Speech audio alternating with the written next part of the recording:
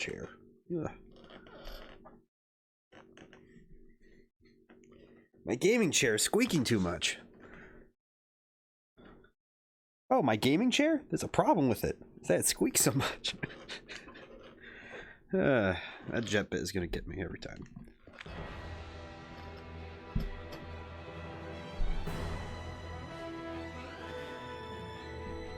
I need to adjust my noise gate a bit. Ah. Filters.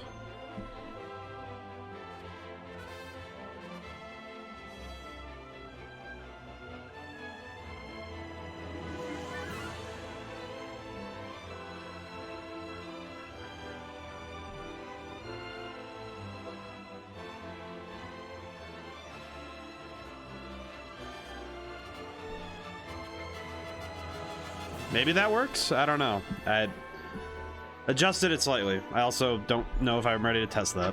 Okay.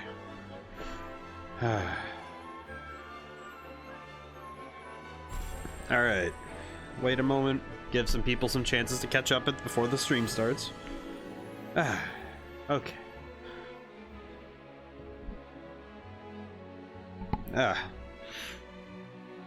I am still recovering. I'm on the tail end now of I've said that a couple times now, I think, but I'm pretty sure I'm at the end of being disgusting. And for everybody who's been keeping up with the series, I do apologize for missing last week. I couldn't really avoid it, which, you know, that's okay. Now let's see. Nope. Control 6 gonna do that. That's just how it does. Alright, story stuff. I'll go view these while we're still warming up.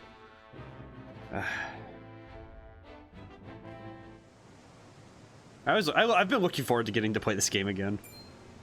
House Warfort triumphed? Wow, Silvio. How do I still remember? Yes, my lord. The Archduke's army has already withdrawn to the crown. I feel funny that of all the things I remember, Silvio as a punk. As a punk bee. That said, it would seem the Wolffort army suffered significant casualties. Did it now? It is not as if I entirely failed to consider the possibility of an Esfrasi defeat. This guy is just so cowardly, but it's not. And yet, it is hardly an ideal development. Whatever are we to do now? I saw a comment from a review on this game about the voice acting, and I'm not a professional voice actor, so I don't really have any. Obviously, I'm not a professional of many things, but I don't think I have much to complain about it. May have won the battle, but can they win the war? I don't think I would have much to offer in terms of how to improve voice acting. More of it would come from the conversations between directors and actors, I would say. But that's a conversation I don't think I'm very capable of having. At least, you know, but I don't know. I would definitely say that I'm not really smart enough to in that subject. I think it's fine though. Ready a bird. I have a missive that needs sending. As you command. I think some. I don't want to. I think that there is some characters have better voice acting than others. If I had to put critical thought onto it, but I don't even think that it's particularly bad. If anything, from what I read about, because you know I'm trying to understand it rather than being able to. It's a lot less of me being able to, you know, take someone's full thoughts and put it down, but it seems like a lot of people are. It seems like the way that it was described is like, oh, it's a little weird at times. But I'm like, it might just be like the smaller parts I would think were the ones that would have that problem, because those are the ones that are like, oh, we just we need them in. Esfrost army marched on Castle Wolford in an attempt to seize the prince, but they were roundly defeated by House Wolford's forces and retreat to the Crown City as we speak. Okay, yeah, I like that one. That one's a little odd. Joyous tidings indeed. I knew the Wolforts wouldn't let us down. I'm also pleased to report that Prince Roland is unscathed. It would seem young Sarah Noah is more than capable of carrying on Lord Simon's legacy. Triumph as they did, they still suffered considerable casualties in the battle. It is more than likely that Esfrost is already preparing for a second attack. That's interesting. I don't know, just... Very well. I don't... Take stock of our own forces and determine how many men we can send to House Wolfort's aid while retaining enough for our own protection. I'm curious. It's... I don't think it affects it as much. Yes, I think for some scenes, you know, it can... If that's something that you're really concerned about, it can, you know, change the impact of a scene, but... It is time to take a stand. If the three high houses come together as one, I am certain we will prevail. I think it's more about the writing than the delivery when it comes to games like this, and also to stories in general. I think it, like, because sometimes you have the fantastic writing, but the delivery is a bit odd, and I don't know. It might. I think for some games it depends, and for some stories it depends. Because some movies, you know, it's like the delivery kills a scene, and other times it's like, oh, it just adjusts the meaning. But I don't know. I don't think I have enough to be quite frank, I underestimated House Wolford's strength. That's a good one. I don't think I have much to offer in terms of improving delivery. I think it's just, oh, maybe you should make sure communication between the two lines is clearer. To think they were capable of driving off the Esfrosty army forces like that. I suspect the outcome came as a surprise to the Archduke as well. And yet, something tells me Wolfort's victory is more than a fluke. Like, the guy who plays Sorceley is amazing. I think he's great. And I think he's... I shall keep that in Yeah, I think mind. he's putting a lot into being the schemer, which is very good. Still, this development is to our advantage. This will only make it easier to carry out our plans. Just so, Your Excellency. Everything is proceeding as you anticipated. Ooh, he's a planner too. Yes, we shall have our way. It is but a matter of time. I'm curious what his end game is, but... interesting. Very cool. I'm gonna adjust my audio here. I'm still learning what the precise volume should be. This is a good time for me to adjust them. There we go. I think that's about right. I think so. I don't know. I can't hear myself very well.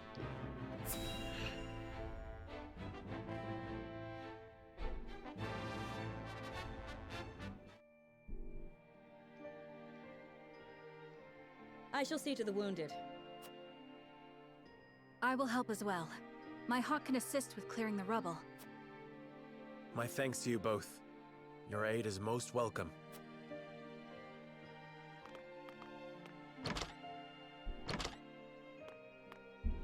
I am ready. I don't know what the Okay. Go safely, Anna, and give my best to the others. We take a risk in entreating a powerful nation for aid. I need you to determine to what extent we can rely on them, if at all. Leave it to me. Anna's awesome. I love her. I've sent Anna to the holy state of Hyzant. Our alliance may not be what it once was, but we must seek help wherever it may be found. In a perfect world, we would be able to count on the cooperation of our neighbors here. Indeed, unity within Glenbrook is of the utmost priority, especially now that we've ensured Prince Roland's safety. And yet, we cannot count on houses Tellior and Falks to act in our best interests. We must prepare ourselves for every contingency. That's a very wise decision. You are right as always, Benedict. We've taken the first step down our chosen path, but there is no telling what There's awaits only so us. much planning you can do, though. Because you can only plan for... Because if you spend too much time planning, you'll never act. And on the other hand, if you only act without planning, then you're always running in the dark. Which is kind of why when I play games on the streams especially, I force myself to plan for at least a little bit mentally and then just go for it. Do you have a moment, Your Highness? Ah, Frederica. Oh, it's you. As silly as it may sound, I've never truly understood what it meant to be royalty. Does my life carry more weight simply because of the blood in my veins? So much so that the lives of others must be sacrificed in my name? You need not worry about that, Roland. Lord Wolford speaks true. The scales of conviction guided us, but this decision was ours. We have chosen to walk this path with you. I was born the second prince.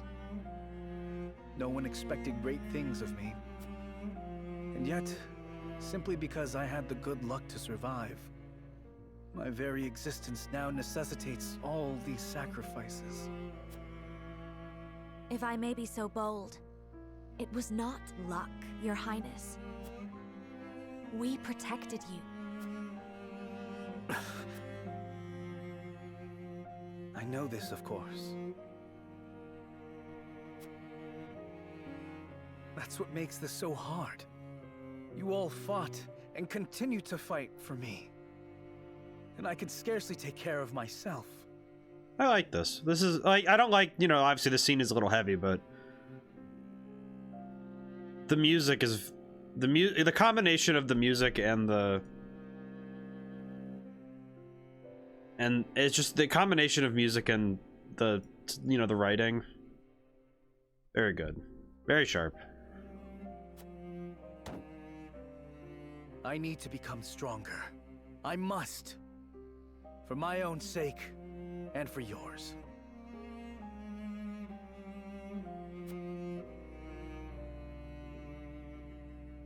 I do know that there are... I'm of the personal mind that a strong beginning can carry you through anything. I feel that because the game does a fantastic job of endearing us to the characters that we've started with, and to the cause that we're fighting for, you know, for House Wolford, I feel that it, even if things get rocky later, you know, if things do get rocky in terms of House Wolford prevails against General Avlora's army and drives them out. I keep shutting myself up because I don't want to talk over the voice acting, but I do think that a strong beginning and the promise of a satisfying conclusion can carry people way through a game further than they would normally do so. Though victorious, Roland sobs quietly, saddened by the sacrifices made in his name. Ah, yes. I feel that the romanticism of being a ruler, this is the kind of thing that would make a lot of people balk from it. Glenbrook is powerless, but knows they must keep the royal bloodline alive. Well, I know Cordelia's still alive. Thus, the conspiracies and power struggles around the noble blood in Roland's veins continue to stain the land crimson. The Weather Vane? Interesting title. Hey, a thing. What's this? There are 7 character stories? What the... Okay. I'll watch this, then I'm gonna go do character stories, because, man, that's a lot. What? So it appears the Duchy intends to capture Glenbrook. But Prince Roland slipped from their grasp and fled to Wolford. The ink on the treaty is barely dried, and they're already declaring war. And what's more, there's a price on Prince Roland's head. It has spurred the masses into movement. They will bear their fangs at us in time. We cannot leave them to their own devices. I see this as a wonderful opportunity. We can make it clear how we stand after the Salt Iron War. And I much prefer to extinguish embers than a raging inferno. It sounds like you intend to start a war. Calm yourselves. There is no need to get so worked up over this. It is true that this grave matter may one day affect Hyzant. But it is in times like these that we must trust the Hierophant's words more than ever.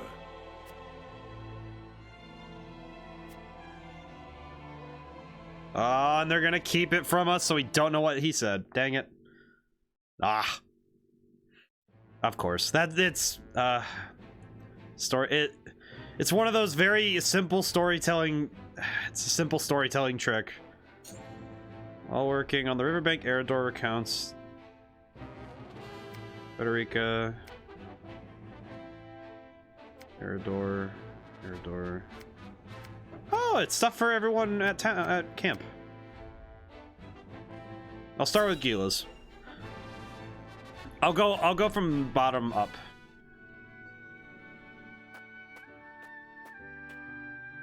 Greetings. Were you training outside? Not today. Even I stay away from the proving grounds on occasion. The members of the Kingsguard must keep themselves in prime fighting shape. That includes resting when our bodies are weary. A wise policy. The handmaidens of Esfrost adhere to a similar principle. With clear eyes, we see, we serve, we anticipate. Interesting. Although our tools are different, we're alike in our aims. I mean, that's true for different forms of athletes as well. And also, it's true for people who do intellectual work as well, such as chess masters and writers. Indeed. We must be the pillars our charges turn to in times of need. Even so, we are only human. If I may ask in confidence, do you ever find it trying to serve Prince Roland? Is he ever unreasonable? Have you ever found your patience tested? No, never. It is an honor to serve, always. It is an odd question to ask, but I must confess I find it hard to imagine what it is like to serve in a society such as Esfrost's. As do I, although I lived through it. It all feels as if it were so long ago. You're not one for speaking plain, are you? But I suspect we may have much in common. I'm curious to hear your story, if you are willing to share it. Of course. I made a promise to myself long ago to effect change through my own deeds, not to live as a mere servant. And what came of that promise? Hailing from Hyzant, at first I endeavored to learn at the Ministry, that I might use the knowledge gained there to help others. But they guard their secrets fiercely, and maintain strict control over what fields their students can pursue. As much as it pained me to leave my home, I could not suffer such stifling rules, and so set forth to Esfrost. I took quickly to learning at the archives, where independent study is encouraged. I spent days in the stacks, soaking up as much knowledge as I could, when one day...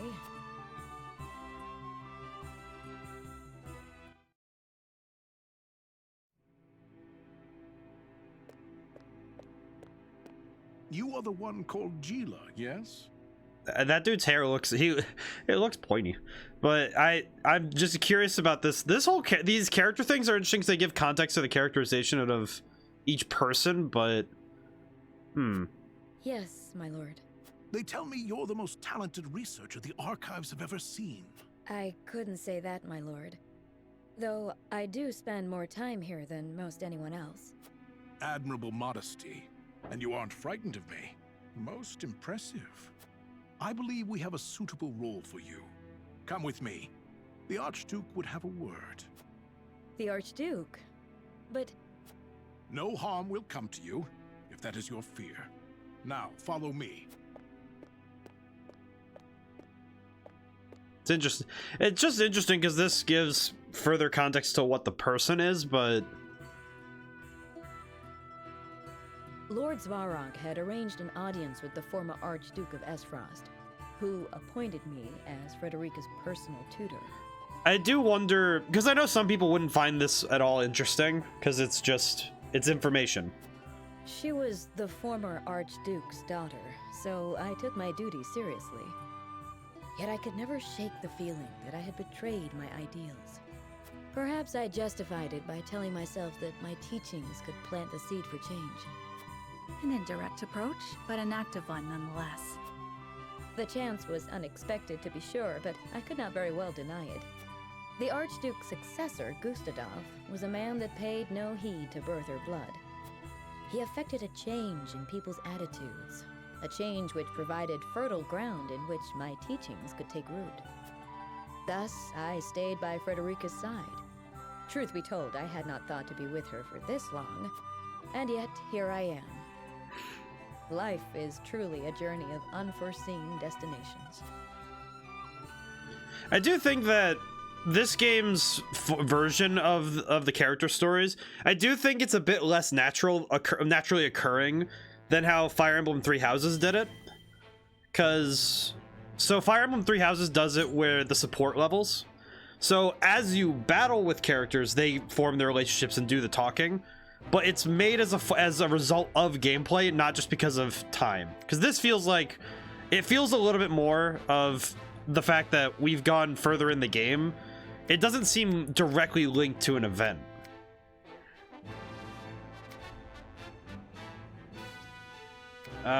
Geez, I should do these though, because I do know that they're important.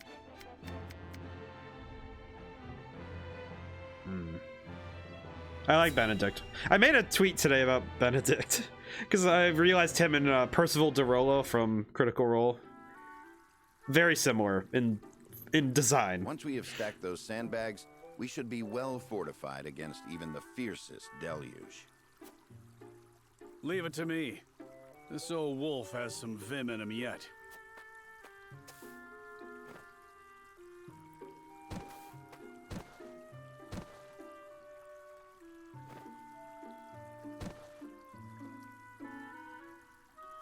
Phew. Haven't used some of those muscles since before I can remember. I must say, when I saw the enormity of the task before us, I did not think we would finish in mere bells. I had braced myself for a full day of labor, at the very least. Thank Benedict for that. We'd still be searching for weaknesses in our perimeter had he not been guiding us. These are a little bit direct. Indeed. But let us not understate Eredor's feats of strength. These are a bit direct, though. I will admit, these are a bit direct on the... Come now, Eredor. How many times must I tell you to be delicate with the sandbags? We only have so many at hand. I hear you, I hear you. I'll treat him as delicately as my lady love, in the absence of one. Now is not the time for jests, Eredor. If you don't want me complaining and you don't want me jesting, then I guess I'll just shut my mouth. To hear them trading barbs like children, you would never think they work so well together. Wisdom and strength. Wisdom, eh? He wasn't always that way. Took him plenty of failing to get where he is now. I find that difficult to believe. Is there something you wish to share with us, Eredor? Might be. Maybe you've forgotten the folly of 20 years past, but my mind is a steel trap. Oh, really? Wait, young Benedict? AO? Oh my goodness, he had his hair. And what's our task for today? We are to deliver this message to Lady Destra with all haste. Seems simple enough. Send a bird. I would not trust a bird in this rain. A horse would be more reliable, and swifter besides. Is that so? I respectfully disagree, my friend. Either way, I'm not going to be the one nursing you back to health if you catch the chills. Shall we make it a wager, then? Send a bird, and we shall see who reaches Lady Destra first. You had best hurry. Oh, there he goes. What? Benedict. That is straight up. That is straight up. Off he goes. Well then. That's some of the most that's some of the most aggressively competitive vibes. Yeah, it's interesting how this colors the history. As I recall, Benedict arrived at around the same time as the Hawk. If it were a sunny day, he might have won. Ah, the folly of youth. Many of our best days were spent in Lord Simon's service. We made many such wagers, in an attempt to get into Lord Simon and Lady Destra's good graces. I remember when... I believe we have had enough reminiscing for one day, Eridor. Don't be such a harsh taskmaster, Benedict. Where's the harm in a story? Ask me that again when the floodwaters break through our meager fortifications. There is much to do and little time to do it. Wouldn't you agree, Anna? Me? Old friends or old enemies? Sometimes it is hard to tell with those two. Whatever the case, our work's done for the day. And there's nothing like a hard drink after hard labor. You two care to join me? I would love to. Please, regale me with more tales of your youth. I see no harm in one drink. Let's be off then. Shall we invite Benedict along? You'd only be wasting your breath. Now that you mention it, I do not believe I have ever seen you two sharing drinks. Spirits cloud the mind, so I rarely drink. When I do partake, however, I prefer to do so in quiet. I fear Eridor would only spoil that.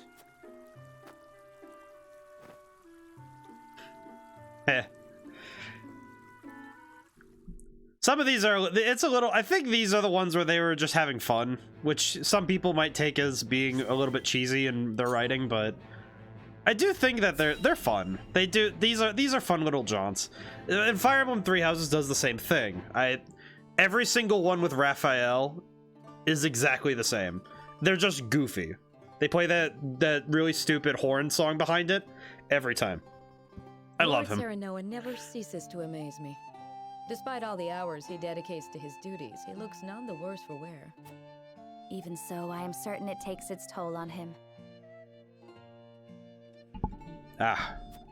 He wants to set an example for his people and those who serve him, and wishes not to worry them over his condition. Excuse me, Serenoa, but is there anything I could do to help? Frederica, my apologies for the delay. The citizen's petition will require a bit more time, so why don't you and Gila return home ahead of me? I see, if you insist. But please do not push yourself too hard, Serenoa. I shan't. Thank you, Frederica. Well, I feel like the only... Of course. I feel like the only reason we don't say shan't anymore is because it's way too close to another word. Just take out the N, you know? Far too easy to make that mistake. Some language disappears because of multiple factors, but that's one of them. Is something the matter? It's rare of you to sigh like that. Did I? Oh my. It looks like something's troubling you. If you wish to talk about it, I am happy to lend an ear. I'm tempted to hit the auto button just so it goes all the time, Well, but... to be perfectly honest, I sometimes wonder if I can go on like this. Are things not going well with Lord Serenoa? No! Serenoa is as kind and gentle as ever. It is my own self I have doubts about. I cannot help but wonder if I am truly of any use to him.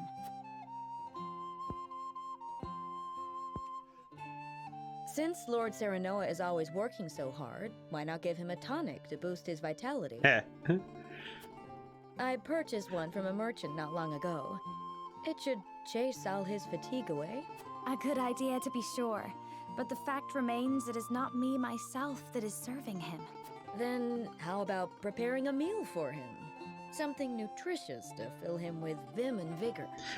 It feels weird that I actually use vim and vigor sometimes to describe things. Me? Yes. I'm certain he would be delighted by anything that you make. But I've never cooked before. I doubt anything I make would suffice. You won't know until you try. Besides, what matters isn't the result, but the feeling behind it. Do they have a cookbook in there? Book. Use this cookbook.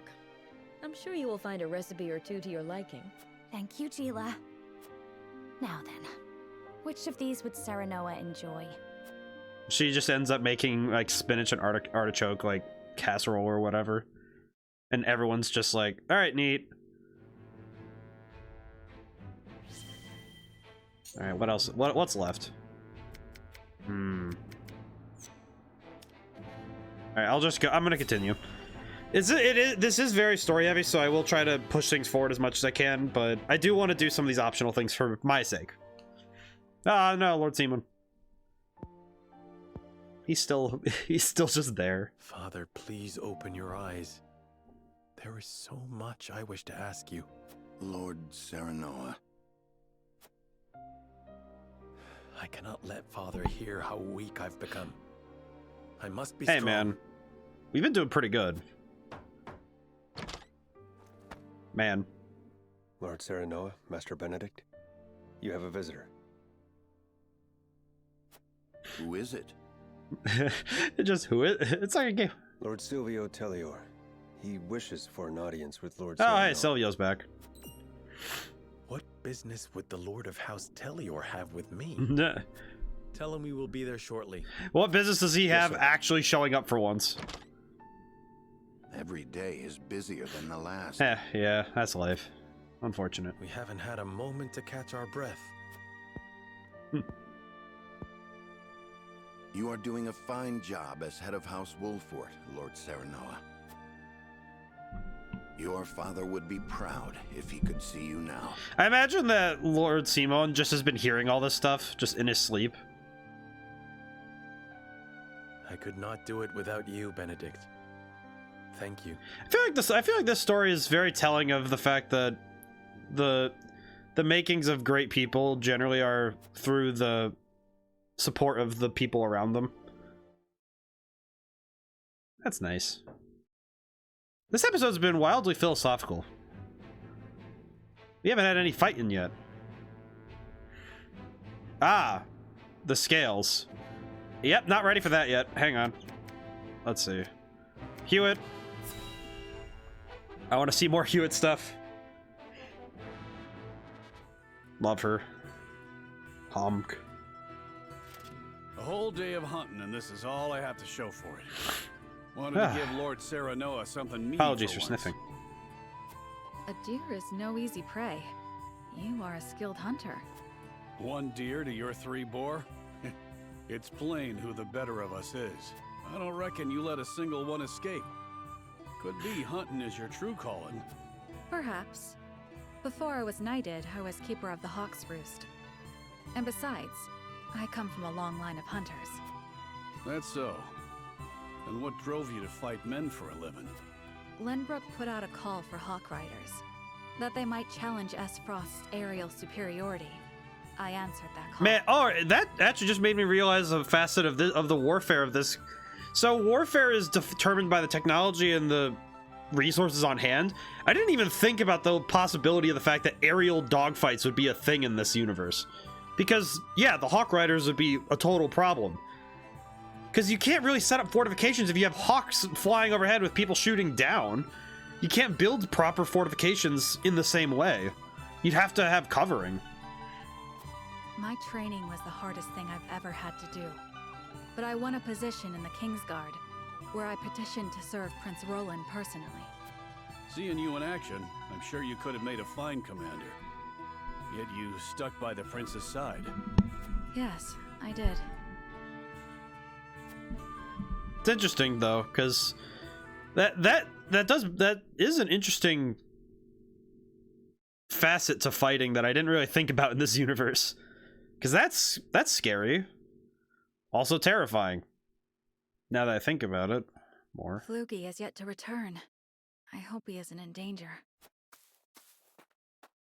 What's this then? A traveler out here all alone, huh? And in sore need of protection by my reckoning. Hand over your coin purse and maybe we can reach an arrangement. Bandits? Here? How could I be so careless? I'd advise against running. Ain't nowhere for you to go. Enough. Roland just ran up out of nowhere and just stabbed a man. Oh, yep, he's gone. Are you hurt? I'm fine, thanks to you. Had you not showed up when you did, I could have ended up dead. You have my gratitude. Hawk. Flugy. That's the hawk's name is Flugy? Is that your hawk? It guided me here. I was in the middle of a hunt, but your bird cried out as if calling to me. Thank heavens I did not loose that arrow. I've never known hawks could be so wise. His name is Flugy, and he's more than my hawk. He's my closest companion. The bandits are growing more bold by the day. It is best you returned home. Wait! I have scarce little to give in the way of coin, but still, there must be something I can do to repay you. Think nothing of it. It is the royal family's duty to protect our subjects. The royal... Good heavens. You're Prince Roland. Forgive me, Your Highness. There's no need for all that stuffy formality. May we meet again soon. Yes, Your Highness. I'm just thinking about the fact that, yeah, Hewitt's really promised to Roland, man. That was my first meeting with the prince. He saved my life, and for that, I shall be forever in his debt. I could settle for no less than the Kingsguard. Man, that's cute. That's wholesome. Even if a guy got stabbed, that's wholesome. You can have wholesome stuff with stabbing. One day, I'm gonna go through all of my streams and find all of the weird things I've ever said. Okay, let's... Alright, come on. Let's go see it. I'll answer the tough questions now. I do think story-heavy games... I feel like this kind of stuff is just... Oh, apologies, need a cough. I'm gonna be looking forward to when I'm at tip-top shape again. In short, you wish for the three high houses to join hands and fight the duchy. Is that correct, Lord Silvio? Indeed. I believe it our duty to fight. Yeah, Silvio's plotting something, but... Some are frozen in fear, trembling at the mere thought of the duchy's power. I feel that joining the three high houses under a single flag is the only way to unite them. My men ready themselves for war as we speak. Come to Telior, and we can strike at Esros together. Prince Roland will be safe with us, of course. It's as good a plan as any. You have my thanks for getting the preparations underway. I wonder if Lord Landroy would agree. I doubt House Fawkes would refuse a fight. Their devotion to the crown knows no bounds. But of course, they reaped great rewards from the bountiful lands won during the war. You propose reuniting the three high houses who led the Salt Iron War to its end. It is heartening to know you would once again lend us your strength. We certainly could use all the help we can get. Though I wish we could resolve matters peacefully. You speak as though your brother is not at fault. Oh, shut up, Silvio. My bride-to-be bears no blame for the duchy's actions. My apologies. Forgive me for my outburst. Silvio's way too... But we haven't much time. I would have your answer now. Shall we accept Lord Silvio's proposal, my lord? Just bust out the scales. Fetch the scales, Benedict. We shall decide our path together. I feel like Silvio... It's just the problem is that Silvio specified under his banner, and I don't like that. I just don't like how weird he's being about it. Alright. Hey, Hewitt. Lord Serenoa. I cannot find it in me to trust House Telior. What do you need?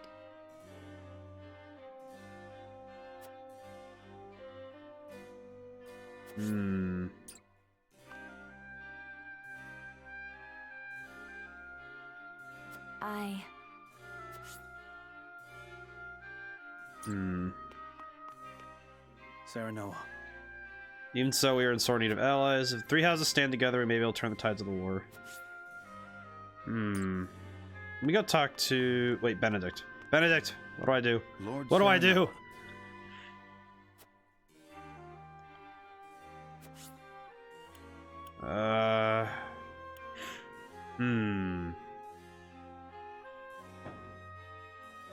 The problem I have is that I don't know if trusting him is a good idea.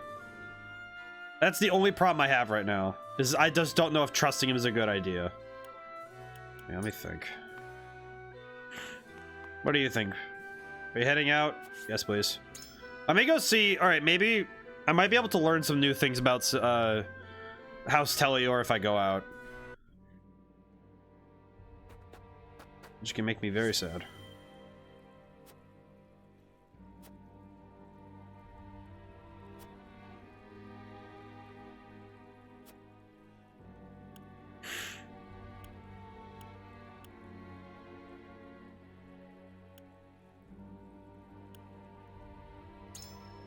Yeah,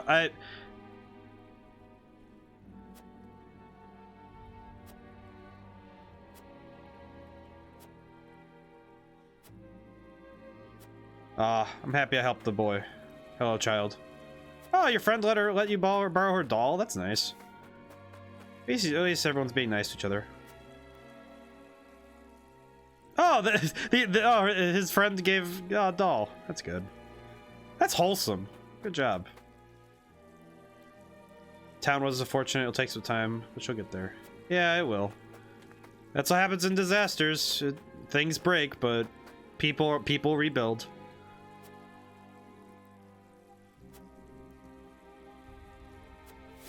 Wait, what did he say? Some say it was Lord Silvio's duty to stay and protect his people and domain, but what of his duty to the crown? Yeah, that's true. Drove back this festive force. Expect no less for House Warfort. Tell the other House of faring. They live in Tellior domain. Not of the military arts fear which would happen were Esfrost were to...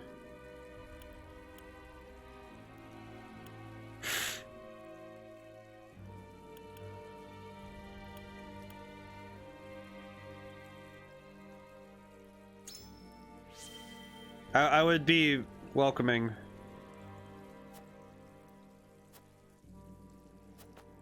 Hello, lady. Yeah. Because that's why, and I think people really latch onto houses and things. But, and you can rebuild houses, but yeah, there are certain things that just are gone forever if something happens, but it also is just...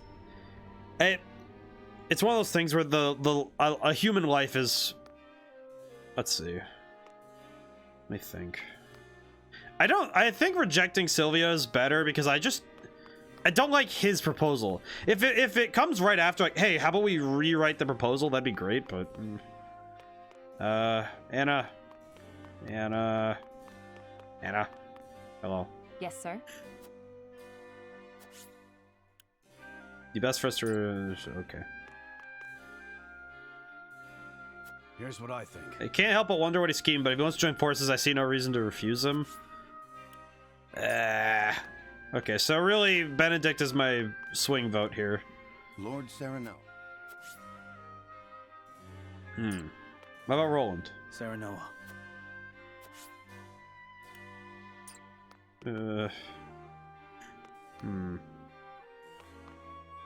Lord Serenoa.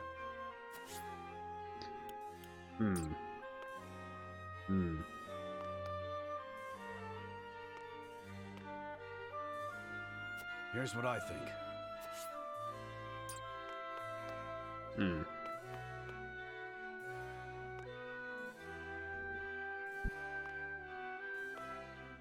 Unfortunate thing to me is that I actually really want to reject him, but I don't know how to do so. You know what? I could just activate the scales and see what happens. Actually, wait, no. Am I allowed to save? I can. I'm not gonna, like, do any, you know, like, oh, just reload it if it doesn't go right. I'm not gonna do any of that. I just want to save here because now I'm thinking about it. Yeah, I'm just gonna, you know what? I'll just I'll just toss my hand at fate and hope for the best. See what happens. Because I couldn't really find anything that would turn anybody. It is time to cast our votes. Do we accept House Telior's proposal, or go our own way? Approach the scales of conviction with your token at the ready. This is one of those few votes I don't think I could have ever tilted it one way or the other.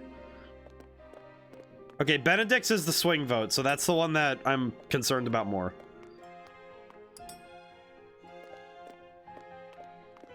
Okay. I do wonder about my decision-making process there.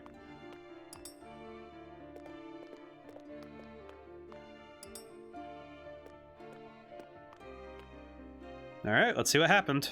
The scales of conviction will illuminate the path we've chosen. So it's green or red? Green or red?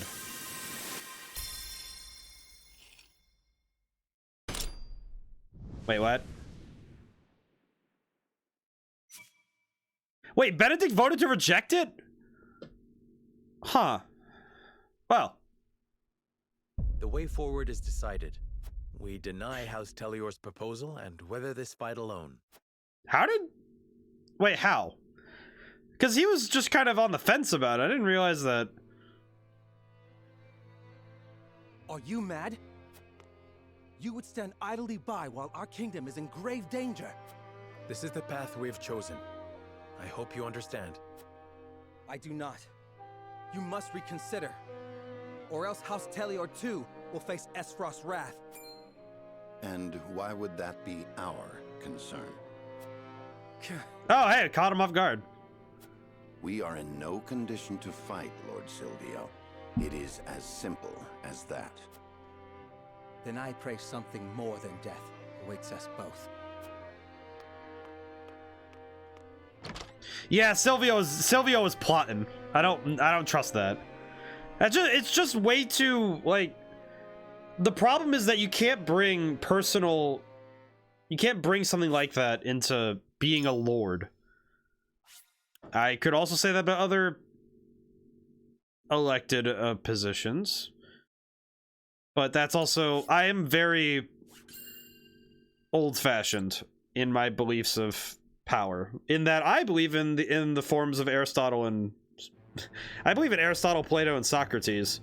Because they had some Lord ideas. Silvio of Telior offers the solitary House Wolfort an ally and a place of protection for Roland. I believe very hard in the firm beliefs that if you're going to be the leader of man, you probably should be doing it for altruistic reasons.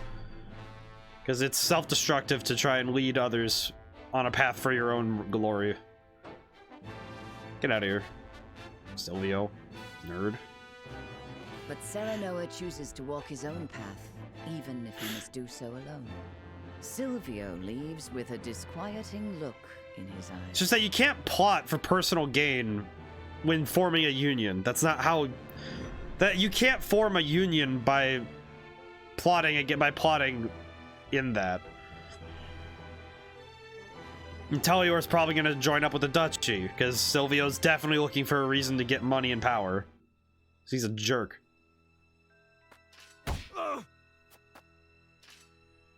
No! Spare me! I beg you! That's enough, Rufus. You call these men soldiers, Silvio? They haven't got any spine. Save your anger for House Wolfort. We will strike at their castle soon enough. Oh yeah, there he is. Ha! Sounds like they saw straight through your stupid plan. What could a lowly bounty hunter know of a lord's struggles? Without Roland, my house is doomed. Wow, that was straight up the fastest reveal of... Yeah, he was totally plotting something. They call you Hero's Bane, right? That is all you need. Wow, what a jerk. And do it I shall. The only one you need alive is the prince, right? Wow. Just not even 5 minutes later, just... Oh yeah, by the way, he was exactly going to do what you thought he was going to do. What a jerk. What a tool. Oh, Gustadolf. So what's Gustadolf up to while this Hero's Bane comes for me? Hey, Sephiroth. I beg you, sir, give me one more chance. I shall not fail again. We are already taking measures against House Wolford. A suitable pawn has showed itself before us. Though, perhaps, I should be more wary of my own family than any other. Huh? Falks is all that remains of the 3 high houses. I trust you know what to do, Avlora. Lord Landroy Fox is famed for his bow arm. He had the pluck to fire at your master during the war. Do you think you can best him? Without a doubt. Ah, so that is actually, you know what? I just realized part of this is also very strong war tactic. If you can divide your opponents, you do. Travis and Trish. Oh, hey, the bounties. It's those bandits from the beginning of the game. Kind of surprised to see they're still alive. Look at these two. I don't know what to expect now that Frost's taken over Glenbrook. I heard they put a huge bounty on the prince's head. We could make a killing if we catch him.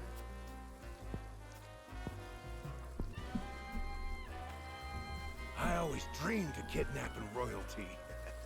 But the prince of a crumbling kingdom. They'd probably kill him if we turn him over. The reward is tempting, though. Is it? Is it really that tempting? The reward is tempting, though. So are they like? So are they son and daughter, or are they just like siblings or something? Because I think they're son and daughter, but I don't remember. I don't know why I forgot. Let's see. I'll do one character story. I have 3 more. Corentin. Haven't seen much of him. I guess the only sad thing is every character who's not part of the main 7 isn't going to get nearly as much time. Working hard again today, I see. How fares the race? It progresses, and shall continue to do so, provided you remain out of my way. Never one to mince words, are you? What is it you're researching exactly? Your questioning remains distressingly inefficient. As I explained just yesterday, I'm exploring something truly groundbreaking. And I'm asking you precisely how and why it's groundbreaking. That would entail a thorough explanation of surface melting on ice crystals, one even you could understand. From there, I would have to explain how the quasi-liquid film on said crystal can then be thermodynamically stabilized. All right, you win. I'm sorry I asked. But I can tell by your attitude all this work isn't good for you. You should join me for a swig of wine. I'd rather not. And why not? Research has shown that wine inhibits the brain's higher temporarily. Fewer words, more wine. A glass might shake a brilliant new idea out of that massive head of yours. But my precious research!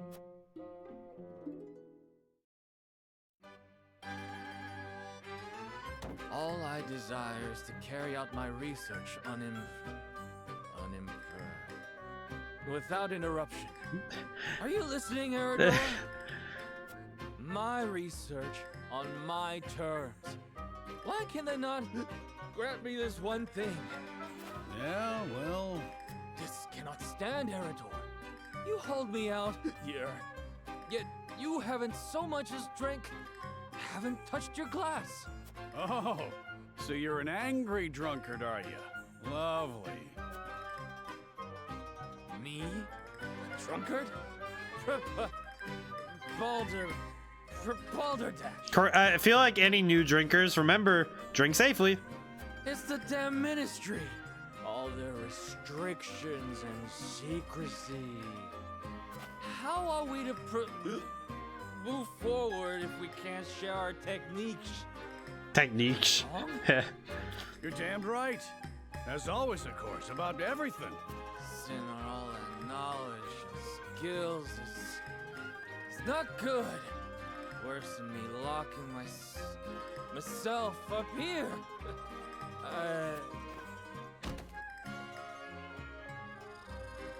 Glorious silence. Thought the poor fool would never shut up. I guess this is your daily warning from Officer Demicki. Always drink safe. And never do more than... It's there's a rule for it. It's, you know, always eat beforehand too. He probably didn't eat beforehand. What a fool. Just going to drink on an empty stomach, you're gonna be out in like barely 2 glasses, man. You won't even be able to taste it or enjoy it. The Telior army has entered our domain? Yes. The vanguard is nearing Castle Wolfort as we speak. It will not be long until the rest. I like how Telior's response to getting turned down is, all right, let's invade. Like, I knew his intentions were not as pure as he made them seem. But to think he would attack so soon after proposing an alliance... It's just so... According to our spies, Lord Silvio has been in contact with Esfrost. There is a reason he is known as an opportunist. This was all a plan to destroy us. So he wished to secure Prince Roland to use as leverage with Esfrost. Wow. I was also told that House Telior has hired a man named Rufus as a bodyguard. What do you know about this man? He's a bounty hunter known as Hero's Bane, whose only loyalty is to coin. That said, he's claimed the lives of countless famed warriors. It would be wise not to underestimate him. To think Lord Silvio would hire such... I definitely need to do some combat practice. It means he's serious. We must plan accordingly. That is why I'm gonna practice. Understood. Gather the others. We have much to discuss. Okay, so I do have a actual mental plan for how I'm gonna go about this, but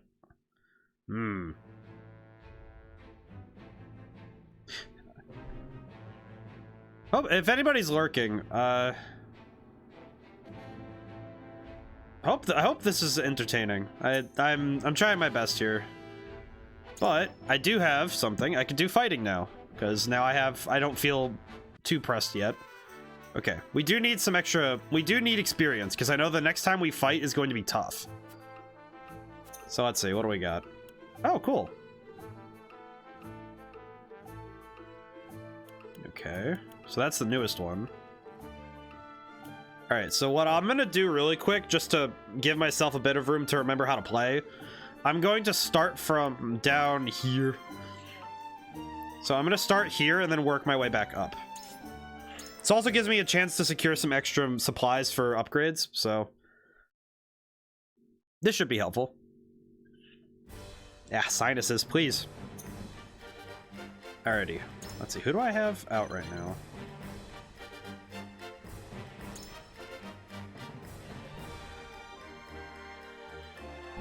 I do really like, where is he? This guy, Julio. Him and Ian's are pretty good. Let's see. Do we have Ian's out? No, we do not. We have... Oh, I kind of want to put out Hasabara just to see what she does, but... let's stick with who we got right here. Okay.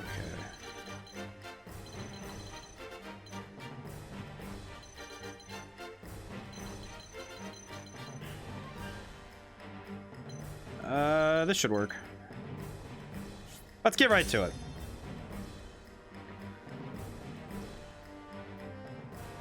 I do think Ian's might be... I might want to work on Ian's for the next fight, because having the traps to move larger opponents around might be a good idea. But of course, I don't know how many people I'll be allowed to use for the next fight, so we'll see.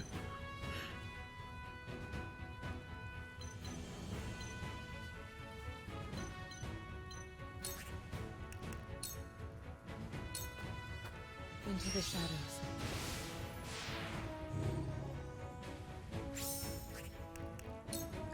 I do know that Anna definitely has the XP bonus due to how she levels up. Let's see. Could just knock this guy out really fast. You don't stand a chance.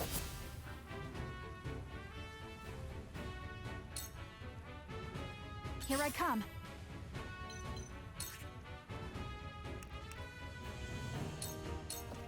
Try this. Alright, cool. I locked him in place. Very good. For the honor of House Wolfort. Perish.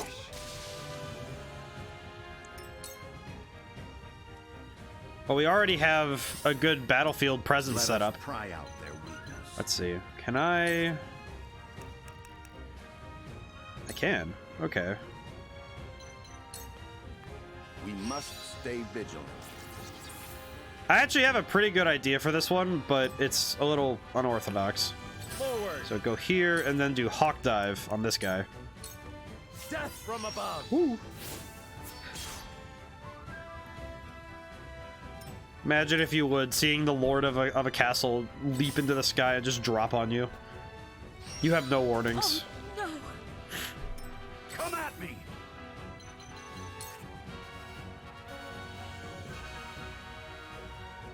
Nah, might as well finish him off. This is easy. Time to die. Okay, then the reinforcements show up.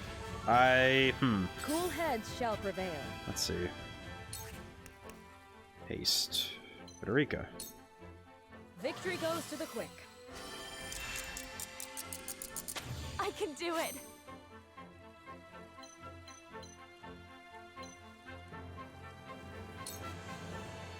I'm gonna make sure these two can't get backstabbed, so Whatever it takes. let's see. Moment of truth for your man. We can do this. I shall do my best.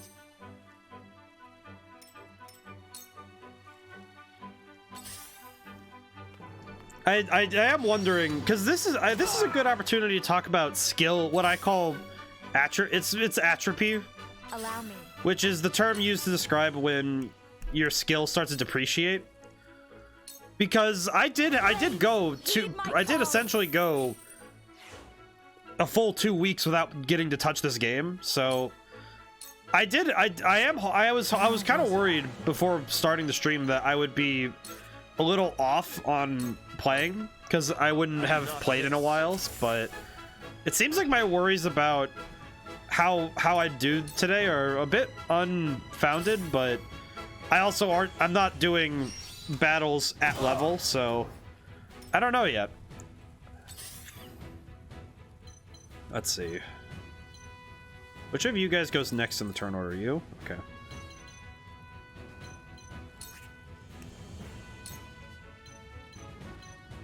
Actually, wait. All right, yeah, this gives me a good position. Because then I can finish him off. And then also throw some poison down at this lad. And I can turn this way and force him to try to go for that. Let's see. What are you at? 4. I'll just rush this guy. No sense in leaving that one go. You don't stand a chance. There we go. I'll just turn this way. Easy. Time to take flight. Let's see.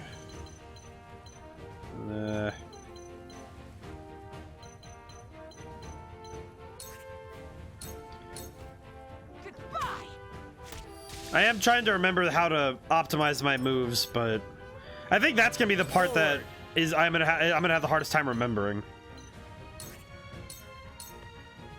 Perish.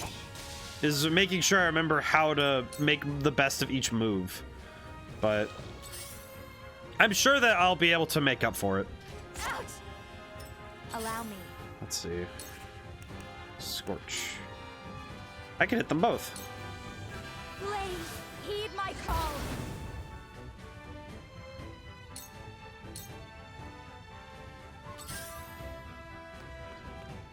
I do think that from my experience playing Shin Megami Tensei 5 and more recent games, I've definitely learned that my favorite, I think inadvertently my favorite playstyle has become being the one to do debuffing. You were overconfident. Because it's one thing to buff myself, but to reduce my opponent's ability is really good.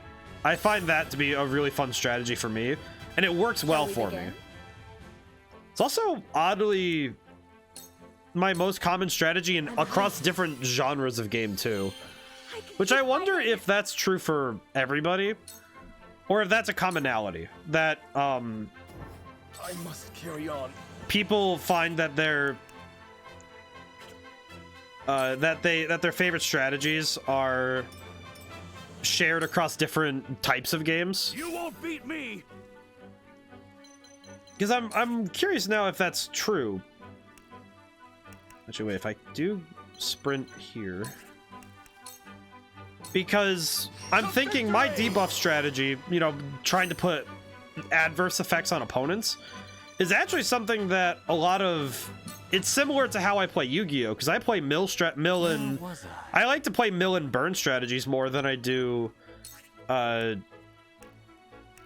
do those more than I do strategies that are more akin to you know, like beatdown strategies. I do not miss. But even in that, even still, in a lot of games, I still let myself have the chance to do. If I need to take care of a fight directly, I'm still able to. It's over. One more. Even if it's, you know, a little bit. I have to end my turn. Dang. Even if it's not the most effective, it's just, all right, I have a backup plan in case something goes wrong. Which I think is important to how I plan. Let me show you what I've learned. Because I definitely plan in advance for problems way before they actually happen. And some of that comes from, well, if I run out of strategies, if I'm unable to just beat my opponent down, like, because that's a basic strategy, it's just to overwhelm. For the honor of House Wolf. But if you're and it's good to have two plans. Your primary plan, which is the one that you really want to go with, and having your backup. I can't do anything with Julio right now. I shall do what I can. Can I just beat him over the head? I can. Oh, good. You misjudged me. Oh, good. But I do wonder if anybody could talk, if anyone wants to talk about that, that'd be really cool, because I do wonder if strategies, you know, like general strategic themes are something that are shared across genres. Because even in Elden Ring, I prefer using stuff that inflicts status ailments. Not bleed, though. I don't use Rivers of Blood. But I actually really like using, I actually really prefer using stuff like Scarlet Rot and Poison.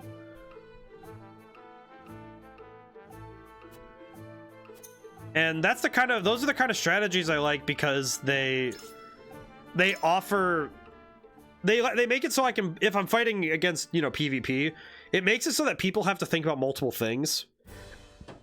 Especially with, if your main resource is life points and like health, having something constantly tick away at your health is really bad. And it also starts to cause panic. And even against computers, it lets me tick away at one of their major resources, which is really important to me. Because the amount of health that the opponents have is a resource that I have to deal with at some point, so having a good means to deal with it is really important.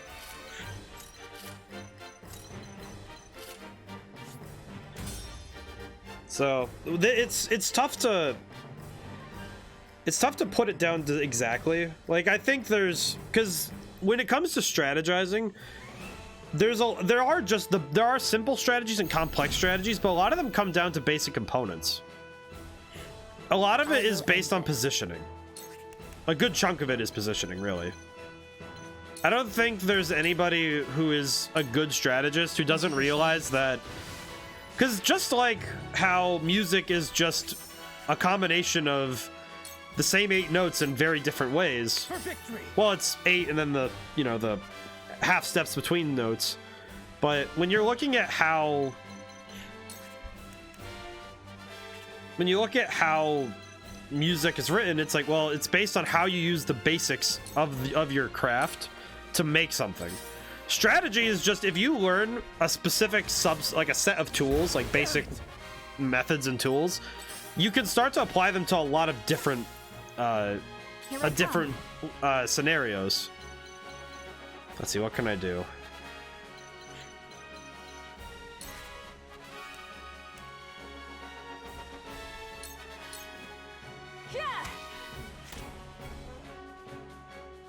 Defeat is not an option. Action economy.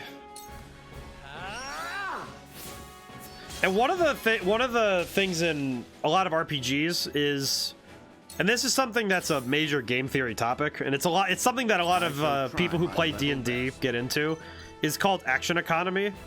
I just brought it up because now I have a reason to talk about it. And it's a component of strategy for RPGs that's hotly talked about because it's one of those things that is important. And the reason that action economy is so important is because the number of actions you have per turn... Did I use the wrong one? I did. Ah, whatever. That's fine.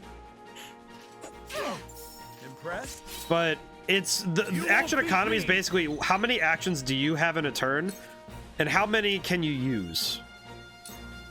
And based on on the number of actions you have, that can really change how many... That can change how well you have control over a fight.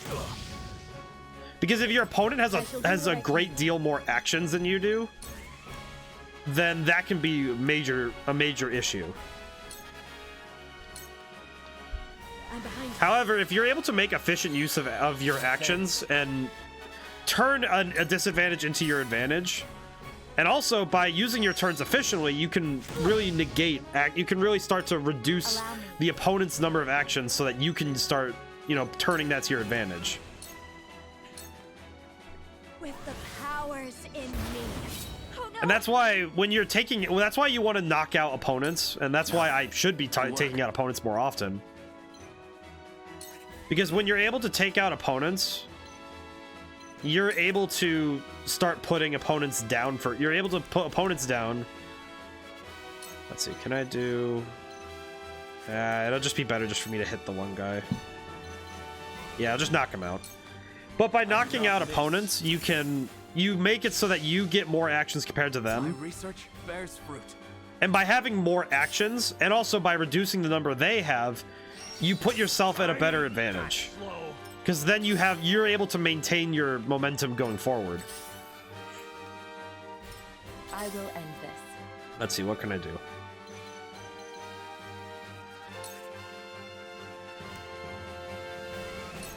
Oh, that's a good move, actually, because now I can Victory is within reach. Have another. Okay, can I just... If I do that again... Okay, yeah, that'll work. This'll hurt. Victory is within reach. Have another.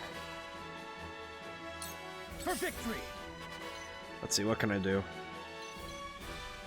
I'll just trust that Corentin can get through that, but... I will go through if I must. Oh, that is spicy. I do find it interesting he didn't take the opportunity for the follow-up attack, but that's interesting. From where shall we strike? And again, and also on the topic of, strategies and the different types of strategies. Strategies can go as simple as, oh, the goal, you're gonna knock them out. You have a basic, you basically set a goal and you say how you're getting there. That's the essence of strategy. Here I come. All right, what am I doing? How do I do it? It's that easy. It really is. It does not even need greater, because and the way we get to goal and how to get there is I want to defeat my opponent. How do I do that? And to do that, it's about claiming advantage, which the way I describe advantage is whatever puts you in a position to deal with your opponent in an efficient manner. Let's see, what can I do to... And speaking of, what can I do to deal with these guys? Sheesh. Let's see.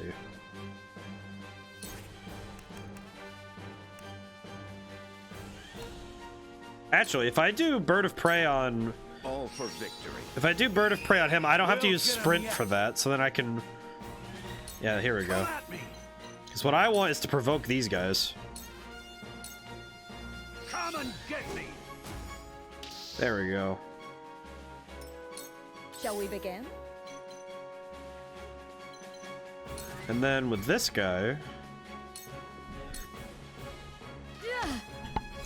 We win. And in video games, a lot of people have come up with ways to simplify explaining what strategies people are going for. But I fight for I think referring to strategies as stuff like beatdown, or I think beatdown is a good way to describe the most basic strategy, which is hit them till they die. 2 ashes. Which is a fair way to describe a strategy. In card games, that's, you know, bringing out big creatures and smacking people with them, that's a reasonable strategy. And some beatdown strategies are based on debilitating your opponent. But you do want to have an understanding of basic strategy. Let's see, what do I need? I'm not gonna be able to grab this until later anyway, so I might as well just grab it now.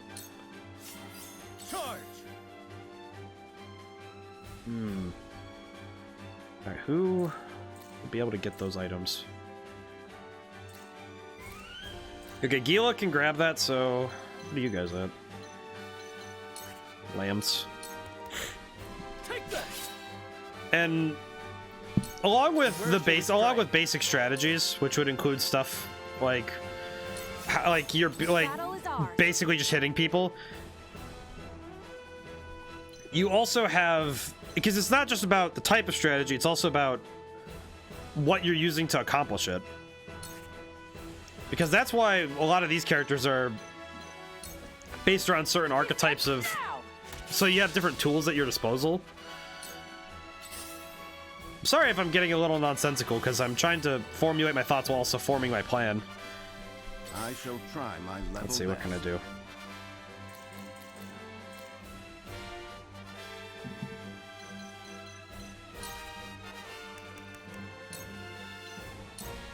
Preparation is key.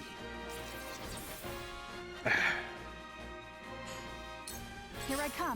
But when you're devising a strategy, it's generally just the basic component of, all right, who do I need to get into certain places? Because most strategies are built on what's called an end game, which is, it's the best possible scenario for you as a strategist to put the rest of your pieces on the board. And in this game, it's, all right, I need to get my characters in a position that allows me to dominate the battlefield. And what does that mean? What that means can differ between the battlefields. I think in that one in the caves, my best strategy would have been to, you know, take positions that were, you know, on the high ground, and by getting rid of all of the archers. That'd be a good example of what would be the end game. My turn. And by taking out all of the archers, you remove, I removed the ability for the opponent to harass me from a distance. Because that means that they're able to deal damage to me without taking damage themselves. My lance strikes true. Likewise, this map, I think these maps are really good at illustrating the basics of strategy, because without environment to think about, it's more about, okay, how do I efficiently take out targets on the field with the characters I have and the tools that those characters can use. And by efficiently taking out target by target, you can maintain control of the field, like I just did. Let's see, who can I... Oh, upgrades available. Okay, let's see. I cannot upgrade any of these.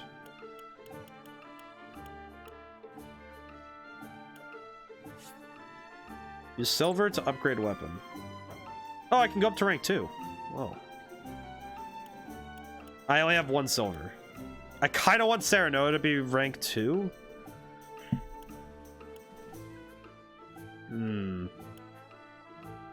Let me see what else is needed right now. Let's see, Anna... Can Anna be upgraded? She also can be upgraded with silver. Where did I get this silver? Okay, I'll be right back, but what do I... Hey, old man. Someone's ready for a class promotion, really? Promotions available. Whoa. Okay. A lot of people. Why? Metal bravery. Apologies. Okay, so I got an extra metal bravery somewhere. Let's see. I need to think about this because Anna's been absolutely crushing it. So for her to get an upgrade, what does that mean? So +1 to 3 stats, and her accuracy goes up by 1.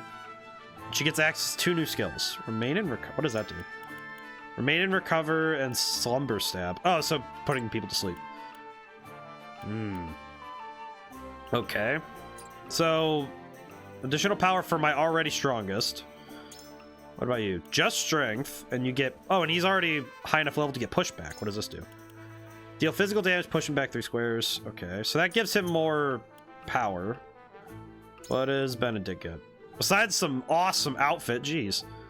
Initial TP plus? Oh, so he gets an additional one, so I can spam now, and then also have Bulwark or Bird of Prey. Oh, 2-fold turn? What? What does that even mean? Okay, Benedict's tempting, because the support options are amazing. How about Gila? Okay, only 2 stats up, and some and more. Wait, is that more healing options? It is. Okay. Okay, what about Fire Eater? Grants an ally the ability to absorb fire. That feels oddly specialized, but also a rise in range and focus.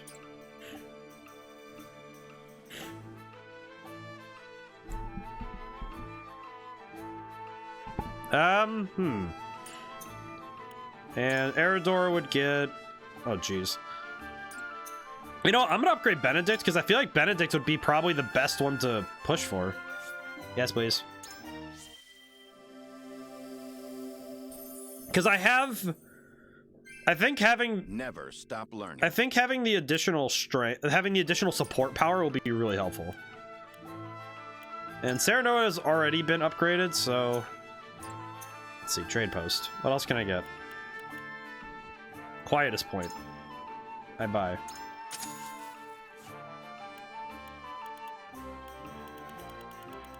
I buy. I watch. Let's see, we are at hour 20. How's everyone doing today? I'm still recovering, as I've said, but I'm much better now. I'm actually surprised that I've been able to maintain myself as well as I have, if I'm being honest. Let's see. I have the money to buy some of these. Probably should. Yes. Who uses...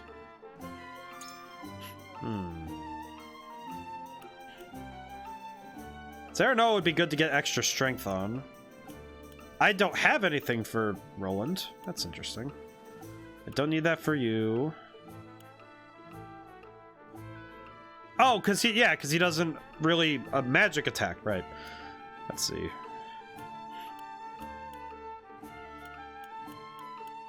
Actually, yeah, I should probably give this to Roland.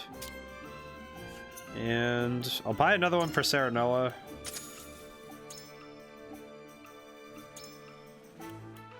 There we go. Magic ring. I buy. Let's see.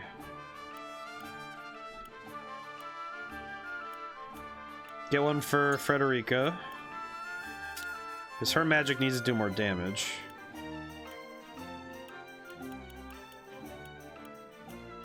Increases the chances of enemies dropping spoils when defeated.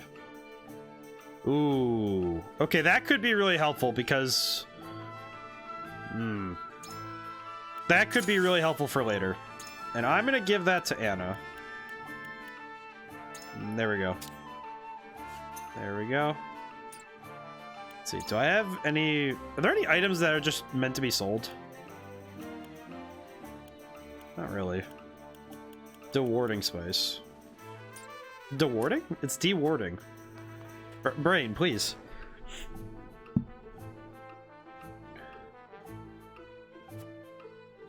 Let's see. Upgrades. Ah, alright, so those are the people who can upgrade their weapon. I guess since... I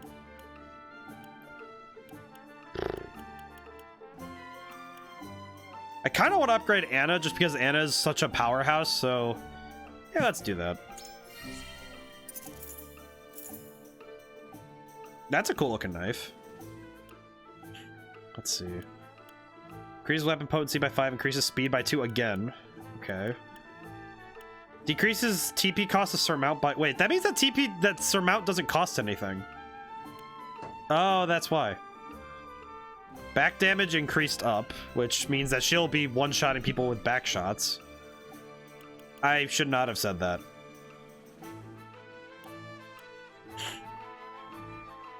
I think I'm just gonna... I'm gonna... Actually, no. Increase back attack damage up. Do not say... No. Shut up, me. Let's see. Can I upgrade anything else? Let's see. Actually, in the case of Benedict, I should probably increase his HP just in case something goes wrong. Because you never know when something goes wrong. Very well. Yep. Okay. Let's take a try at this new one. Yeah.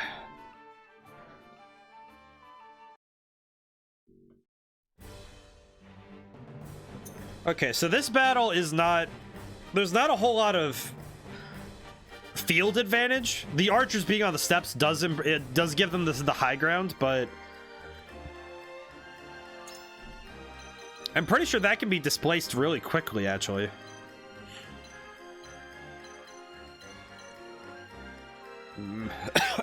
Apologies.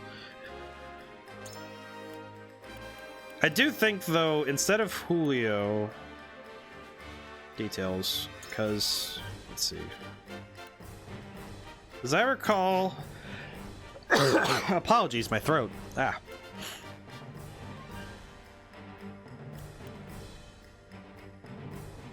Let's see.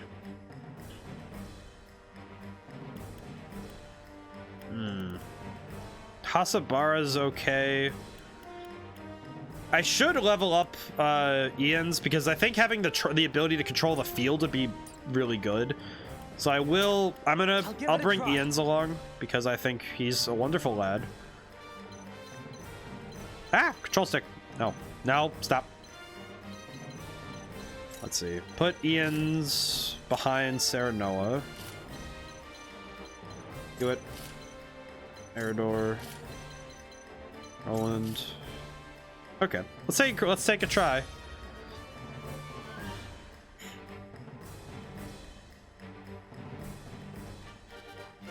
There's a lot. I think when you have a lot of options, it becomes more about, all right, what options work best for your mindset.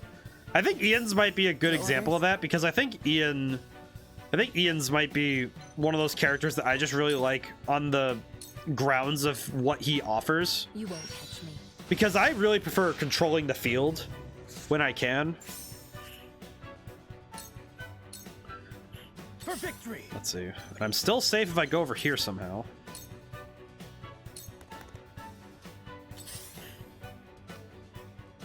Here I come. Let's see. So I'll move into where I'm safe. For the honor of House I do find it a little amusing that in this game, my natural inclinations to rush in are halted by the fact that I'm not invincible like in 3 houses. Because what you could do enough grinding in 3 houses where you are just flat invincible. Because there were some times where I just was able to render a fight moot because of what I was able to do. But I do want to force the enemy to come to me because if the enemy has to come to you, you hold the advantage. But if you have to come to your opponent, you'll be on the back foot the entire fight. Because you're the one reacting rather than being the one who gets to control the field. I read The Art of War a lot in high school and in college, and I applied it to a lot of things that I don't know why I did that. I clicked on the wrong thing again. That might actually help though, because keeping Benedict close to Serenoa would be good. I'll take you on. Let's see. Well, I actually want Eridor to be spotted, so that's fine. Actually, wait. Sprint. Actually, wait. Yeah.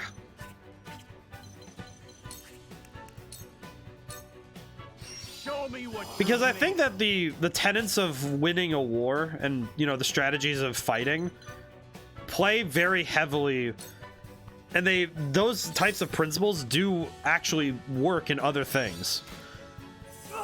And they also work very well for winning games, because game theory is based on a lot of how to win and be efficient at winning games.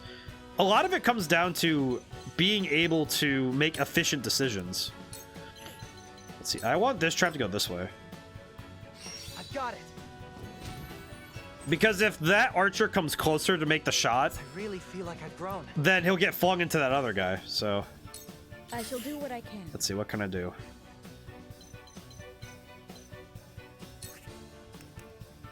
Actually, if I raise Benedict's speed...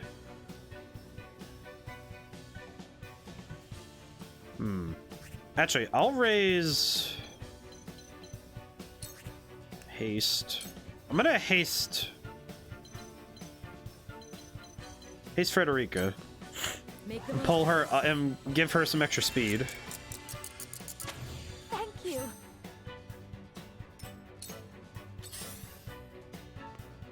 Yeah, I can see even the archers are coming down, which is very good for me. Let's see who's weak to these. The AS Frosty are weak to fire. I think those are the AS Frosty because they're red. Is that correct? For some research. You. Yes, Frosty. Okay, so they're the AS Frosty. Let's see. What can I do?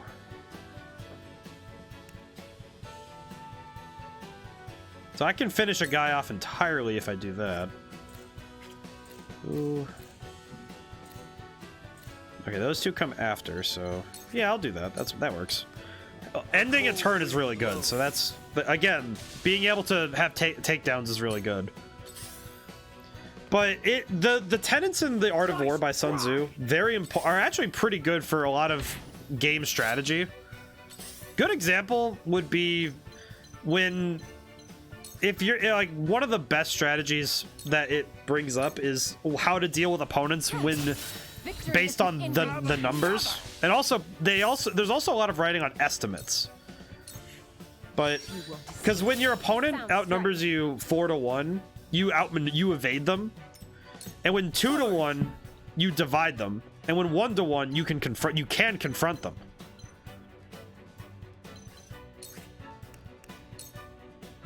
The nice thing about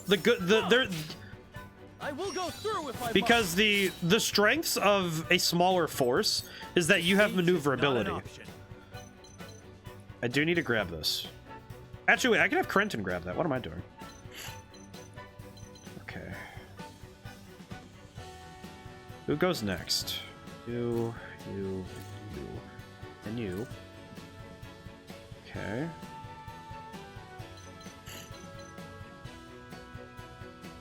Well, it says they'd all attack, so...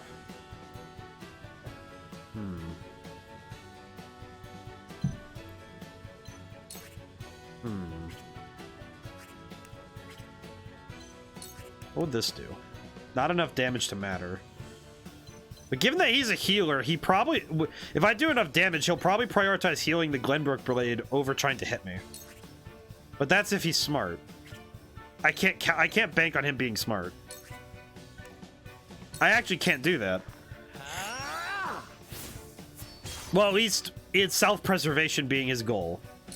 This battle is ours. Let's see. Who goes? 2, 3, 4. Yeah, I might as well grab this. I don't like going in like that, but at least that lets me finish another target off. There we go.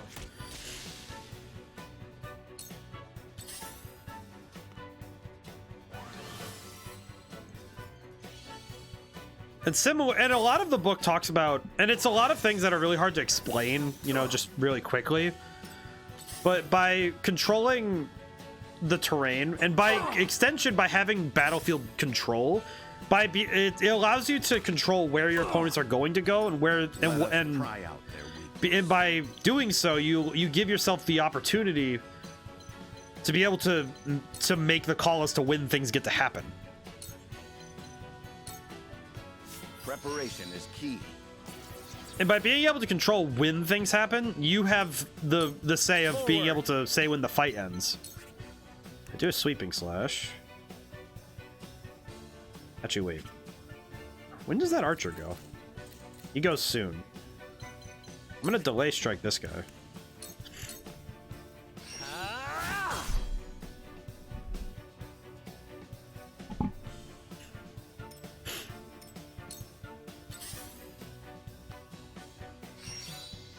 Oof.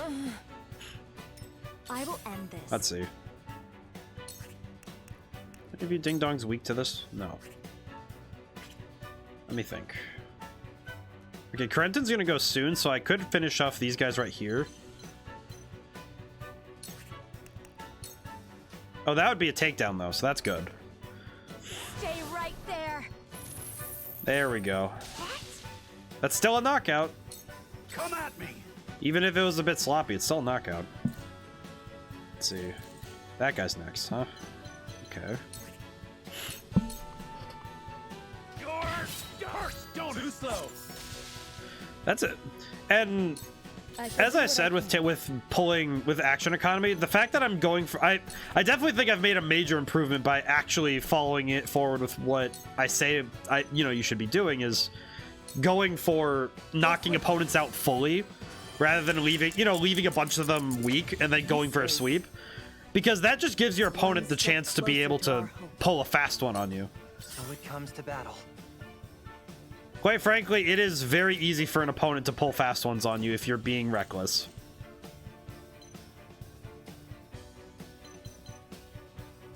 Let's see, what can I do? Send to the spring trap. Where? Yeah, I might as well just hit him. We're just gonna hit him. One more. Not great, but hey, damage. And leveling up, so that's good. For some research. Oh wait, no. Corentin needs to grab this item. And then I can hit him for the knockout. I see through you. There we go. Excellent. Time to work. I guess the troubling thing for me as like in streaming is that I have to juggle being able to plan and think out my strategy, but as well as moving fast enough so that I don't want to bore you guys, so I need to make sure that all of my moves are efficient. So sometimes that results in me making less than stellar decisions because I'm trying to move quickly. From this range. But I think I'm getting better at it because I've actually noticed that my ability to form strategy has gotten faster because of streaming. Because now it's, oh, I'm on the spot to think of something quick. Rather than my usual, oh, I have time to think. Because now it's, oh, make the strategy and pull it out. I fight for peace. I will admit sometimes, though, my strategy making sometimes hits one major snag, which does not make me proud, but it is actually true. It's not pride, but it's the truth. I actually notice that sometimes, and it's something that happens when I'm playing against other people more often than not, is a weird, it's something that has it kind of emerged out of my personal experiences, was that I weirdly tend to basically, if there's no stakes in a game and I'm playing against other people, I actually sometimes make mistakes that don't make sense. Like most of the time it's like, oh yeah, when you think of that, duh. Falls to me. Like, but a lot of those mistakes aren't actually because I wanted to make them. Like they're not like, oh, I'm just not even thinking about it. It's actually it's actually me wanting the game to go on because I really want to keep playing. And it's a weird sort of thing that started only happening because I noticed that if I win if I'm, crushing it in a game, well, who do I get to play with if, oh, can I throw from here? I want to hit the poison. So if I'm realizing that my opponent might just stop playing if I, crush the opponent, it's like, well, maybe I should just, you know, slow down, give my opponent a chance to catch back up. And sometimes even just making it so that I have to reinvigorate my efforts to win, or even just so I can lose, because I want to have fun. And if my opponent isn't having fun, then why would I be having fun? Because, you know, especially if it's me and other people, I really don't want to just make people upset by just making it so that the games are just me crushing it. So sometimes I just hold back. Or I just choose to do something that's for my amusement. But it's not fun for me though to do that. And that's why I get pumped when I'm against opponents that make me think. Likewise, when a game gets me thinking, even if, especially single player games, when they get me they get my brain working, I get really into it. And I know that.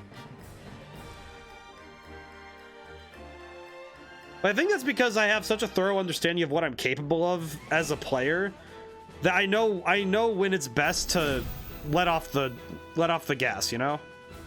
Because not every game is, you know, the one that matters the most. Like these battles, I'm slowly starting to actually cool off. Because now I'm realizing, oh, I know what I'm doing and I know how to take on these puzzles. And it's giving my brain a chance to really think. So by reducing the stakes, I've made it so that now I can just approach these battles with almost just genuine enjoyment of having them, rather than be actually worrying about whether or not I'm going to win. I'm focused on, oh, the hunt is on. I can just enjoy this. Let's see, what can I do?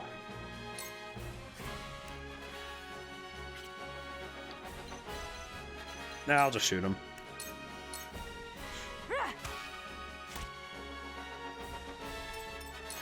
For the honor of House Wolf. But I do prefer to respect my opponent, and that's why I don't like ever holding back on opponents, because if I hold back on an opponent, I'm not respecting them properly, because it implies to me that, oh, this is an opponent that's beneath me. It's like, that's not I should never, that's not what it is. It's like, that's never how I want to feel about an opponent. It's like, no, it's like the two of us should be having fun and doing our best. All for victory.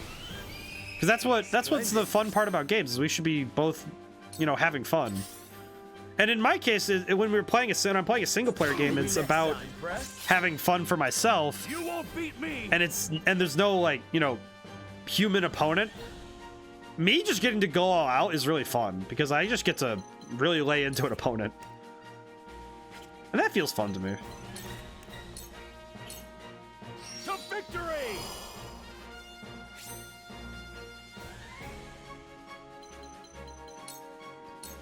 But I apologize if I'm a bit incoherent. I'm still fighting through. My sinuses are giving me a nightmare for my focus. Cool heads shall prevail.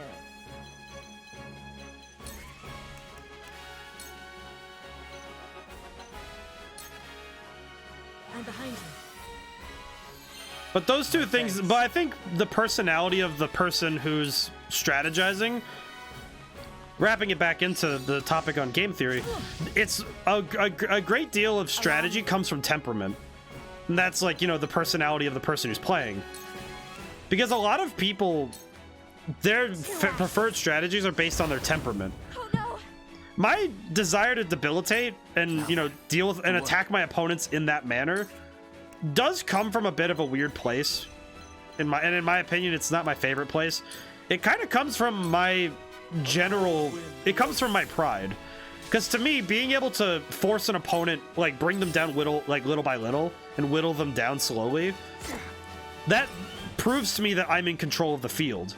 So by being able to control the field in that way, that really is just pride working at its best. Like, truly. Your orders? So being able to really make my pride just go nuts is my goal. Let's see. What can I do?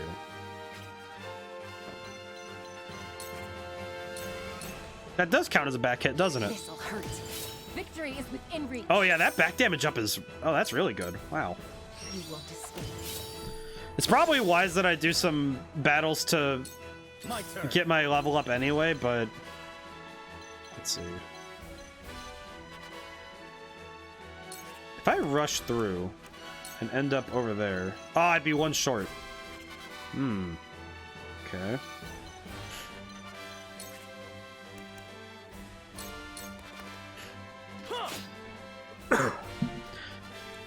And likewise, I imagine that if you're thinking of your favorite strategies, which, you know, if you see this on YouTube, put them in the comments. That'd be nice. But if you think about your favorite strategies and how they reflect on you as a person, that might actually give you some insight as to why your favorite strategies are your favorite.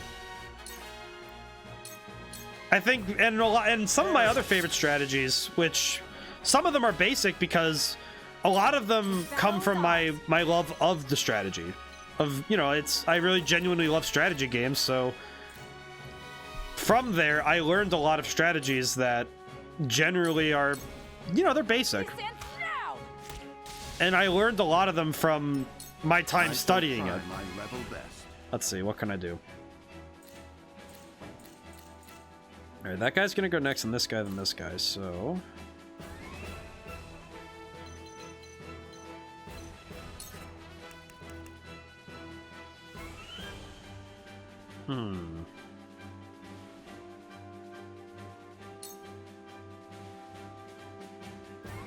Okay, I have a strategy in mind. Preparation is key.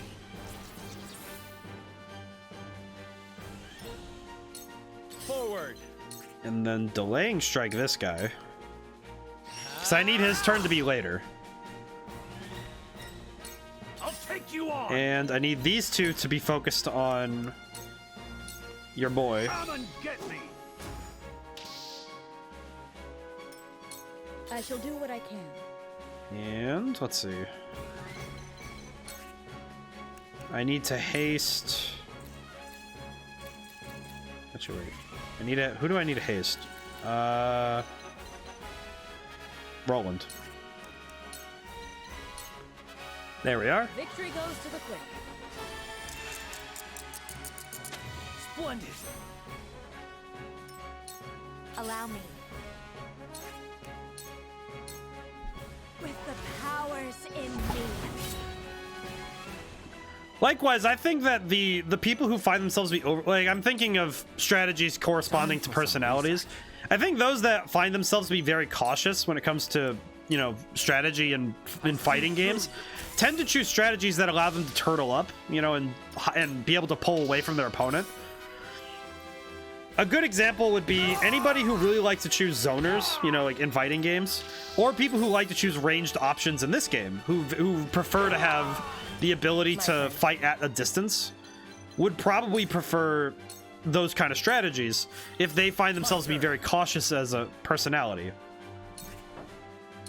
Or if they find, you know, they don't ever want to see units go down, which are the compassionate type.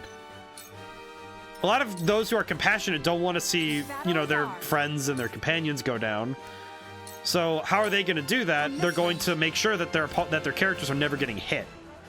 And those types of people are going to have strategies that are very, you know, cautious and restrained from going in on the attack.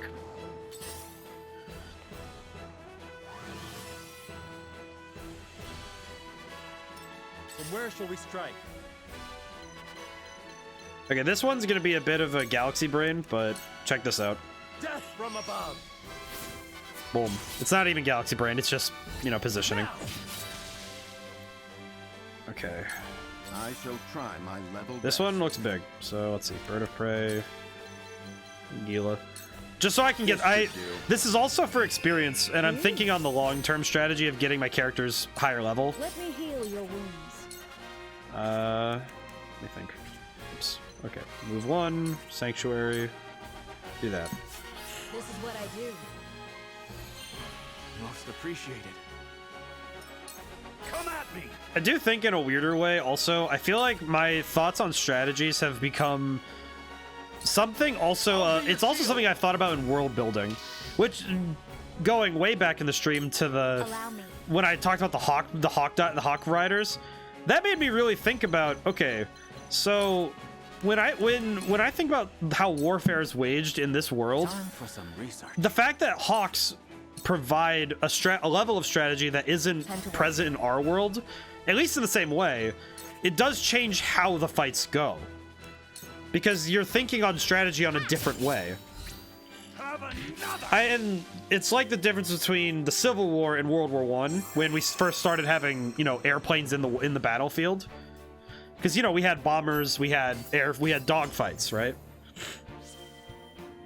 So with the introduction of those, we've suddenly turned battling from the, you know, it's still three-dimensional because there's, you know, the X, Y, and Z, but now you also have the sky as a whole other battlefield. So in this world, that's also a concern, which is interesting. So when you have to think about not just, you know, where they are on the field, but also elevation, but also enemies that are outside of your reach even, that changes the battle very, like, it changes it like in a drastic way. Let's see, what can I do? I don't have enough stone.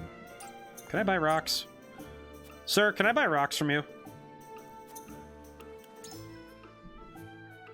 I hope everybody who's followed me is able to see my notifications.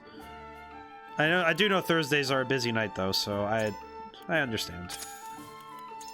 I did actually want to ask if there's nights I should be streaming, because if there's nights that are more opportune for people to catch my streams, I'd be more than happy to try and adjust my schedule accordingly.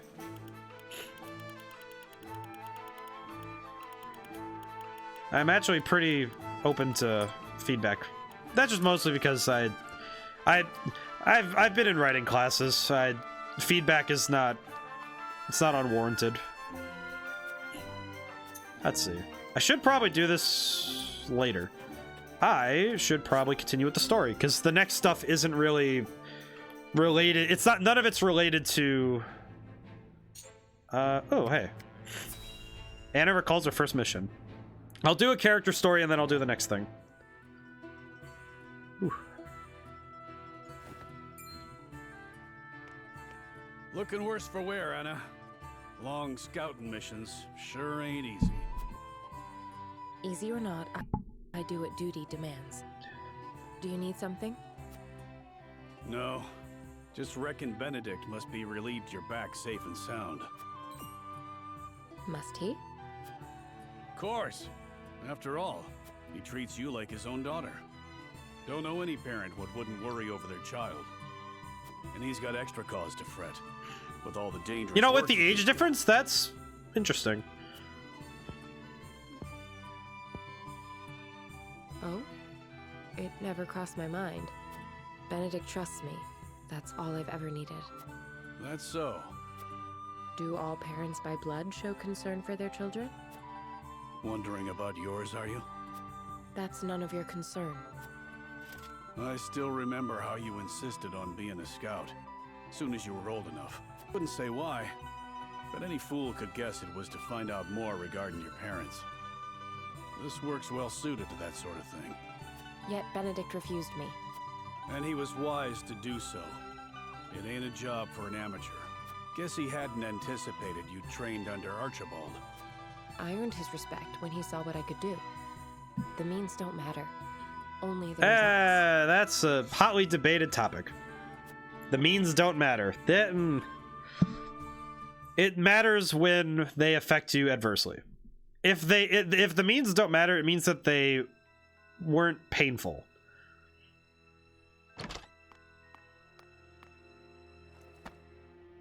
I have grave news, sir. The enemy has captured one of our scouts. I know our soldiers aren't broken easily, but given enough time in the enemy's hands... And here we are, severely short-handed. I shall call a war council, so our approach may be reconsidered.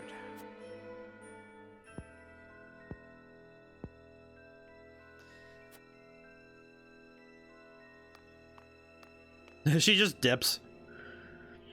Immediately dips out.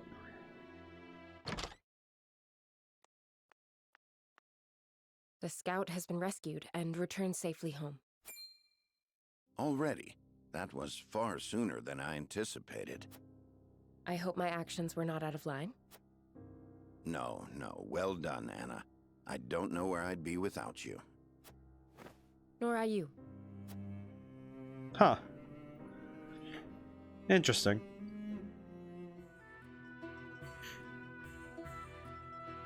Can't thank you enough for leaping to my scout's rescue. While Benedict was still pondering what to do. I'd pay good coin just to see that look on his face again. So, think you'll find your parents? Not trying to dissuade you from looking, mind. I'm only being nosy. Dissuade? Is there something you've not told me? What would I know that you don't? Just take care you don't end up regretting it.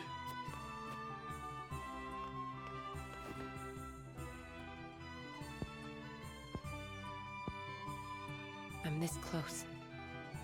I can feel it. Not gonna lie, it feels like white hair, serious demeanor. Come on. I mean, come on. I doubt it, but you know, it's... Ah! Go back. Castle Warford. Ah.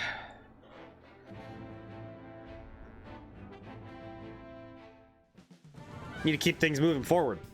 So Silvio has betrayed us. Silvio didn't even give us time to... I suppose he has come here Silvio didn't even give me time to even trust that he was doing the right thing. You are correct. He most likely wishes to use you to curry favor with Aspfrost. That bastard! To think he would throw his own countrymen underfoot. We haven't time to get emotional, Erador. They are on We their gotta way kill him. here. I beg to differ. There's no better time. I'm trembling with rage. As am I. We'll teach those traitorous bastards a lesson. Yet more bloodshed for my sake. Prince Roland, we have no choice but to act. And the enemy is our former compatriots. They may well know about the traps below. We may have to face them head-on at the gates. We need all the help we can get. Please fight with us. This is no time to waver. We must stand together if we wish to survive. Yes. Together we can overcome this. To arms! Yeah, this is gonna be one of those fights that I do reckon, with Rufus being probably a heavy hitter type of character where he's slower to move but like harder attacks. Let's see. Oh, now I get to engage the battlefield, so let's see.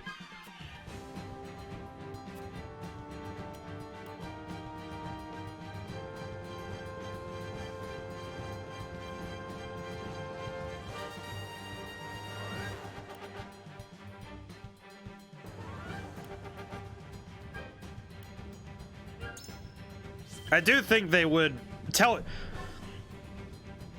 Yeah, Silvio. So taking out the leadership in this fight will be very important. Howdy doody, sir. All right, let's see.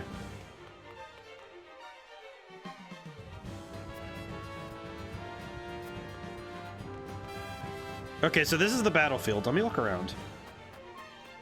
Okay. So we have, I presume we'll be starting on the high ground.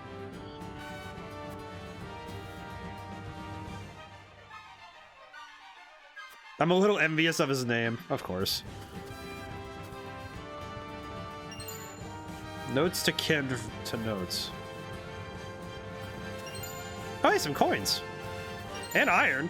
Heck yeah, that's awesome.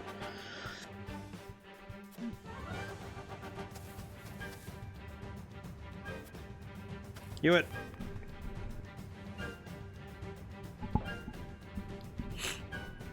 I feel like Silvio is the living embodiment of the things that were talked about in The Prince by Machiavelli. Because not only is he cowardly, but he's also not exactly good at getting his way into people's good graces. He's exactly the type of ruler that's rule is short.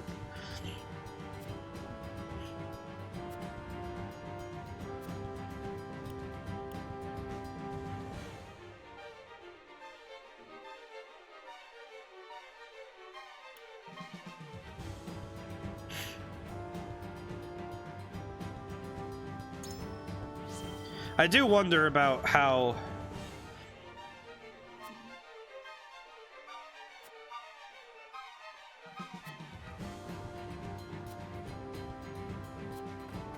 But I do wonder if the... Because Silvio's approach is one way to survive, but not one that works in the long term. The problem is that you can only manipulate as long as there are people who will fall for it. Because you can only bluff for so long, really. Hey, Eridor. And he's not very good. And the problem is that Silvio's not very good at masking his intention. Benedict. Henna. Okay.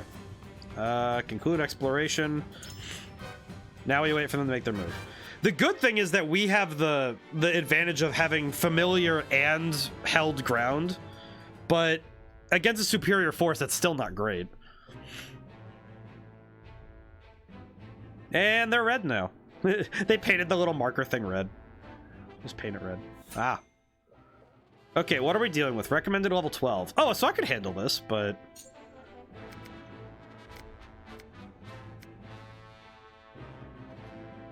Yo, what is that man's face? Hang on, now hang on a moment here. The shreds of the hood in me came out rather quickly.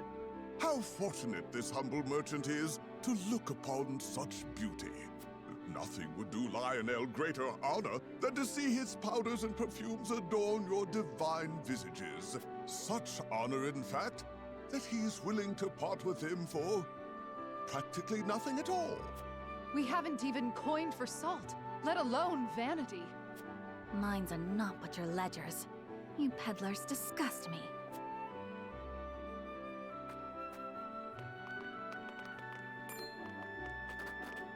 Well met, brave protectors of the realm. Lionel has brought everything a hero needs and more. Every item has undergone meticulous testing to ensure that they will serve you well on the battlefield. Out of our way, junkmonger. We've important duties to attend to. How rude.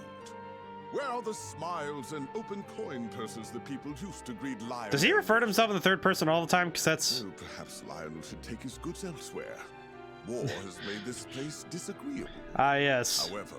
I am the great and magnificent...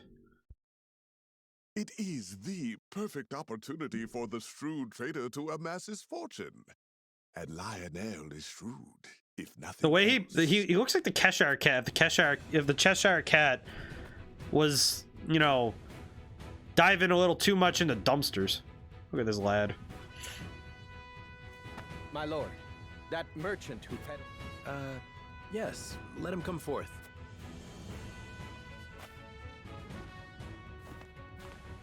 You do Lionel a great honor. That he can count House Wolford among his loyal patrons has ever been a source of pride. My goodness. Yes, right. What brings you before me today? As my lord is doubtless already aware, war places a heavy burden on the treasury. A burden that only grows heavier as time This guy's drags voice on. is amazing. It's so... However, a skilled negotiator can see his coffers even fuller at war's end than they were at its beginning. It's like I love this guy's voice. If the character is just like, ah. If he may be so bold, Lionel would offer his services in that very capacity. He understands your precarious position, trapped between two ravenous wolves. In such times, one can never... Your words have merit, and you have them. Splendid! Lionel shall not from this day until his... I'm curious what Lionel does. And if his own coin... Okay, so Lionel joins my forces. What does he do? He's just a merchant. What does he do? Trifles with foes. Collects a little bit of extra coin along with spoils. Oh, so his whole thing is getting more money. Or tempt them into defense. Wait, what? Now, hang on a moment. That first one, I just read that. Wait a minute. So he can get enemies to defect. What are the chances of that even happening? Wait, hang on. Wait. Roster. Look at this. Look at this huffer. Oh my goodness, look at him. Just look at him fully. Look at him. That's a man with either no fashion sense or just all of it. That said, he has, like, no brain. Lowers an enemy's physical and magical defense for 3 turns. Oh. So he does the thing I like doing. Oh, but his defense. Ruffle feathers. Chance to infuriate a single enemy for turns. Lucky find. Okay. High luck, good accuracy, decent evasion. Okay. His movement's really bad, though. My goodness. Okay. That's actually better than I thought. I'm actually kind of surprised. Alright, cool. That's not bad. Okay, let me go to the encampment really quick because I should level up a little bit before I go in there. Level 12 is still good, but...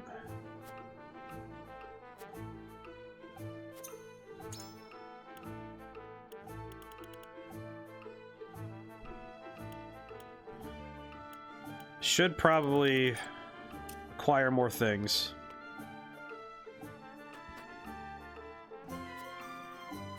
I'll do one more battle on the battle of under 3 flags. I'll do one more and then I'm just gonna go for it and see what happens. Because I think by that point I should have the levels I need. Encampment. No, not encampment. What did I just do? Wait, how did I just do that? Wait a minute. What happens if I leave?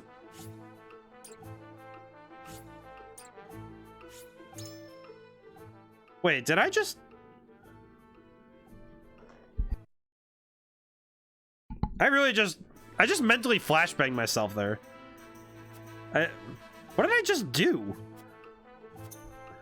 I really did just like, oh, I'm gonna hit encampment on encampment. So I entered my encampment while in my encampment. Like, what? Unit placement, jeez. I hope I don't have the same problem I did yesterday where my brain just starts to shut off over time. Let's see, the 9 characters I'm definitely bringing, and then... let's see.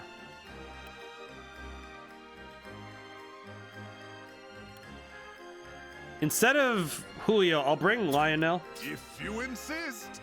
And then, let's see.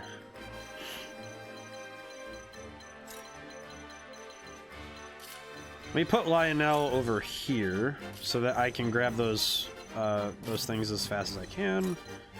View it. Okay, there we go. Good. Let's go for it. Yeah. I hope I didn't lose whatever synergy I was having with Twitch there when I accidentally went dark for a week. That would have been bad. That'd be sad for me. Let's see. Oh. Move forward and take cover. Shadows conceal me.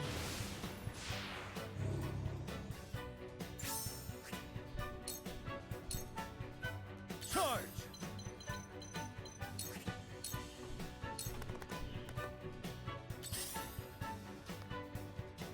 This battle is ours.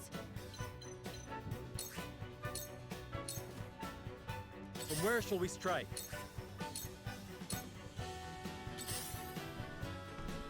I am now thinking that a lot of my early play of Fire Emblem Three Houses might have been easier if I had been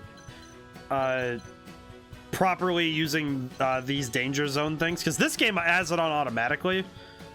I think, and I know you can turn it off, like if I, what is it, if I do, yeah, well, no, okay, I can't turn it off. No, at least not here, but let's see, what can I do? Let me get Eridor out there right now. There is always a way. I'll take you on. Sprint.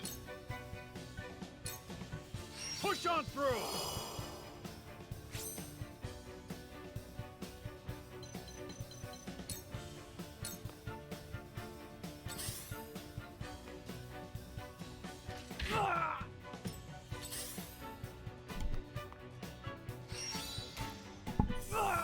That's not too bad a hit. Thankfully, Eridor's defenses are proving to be extremely good, so...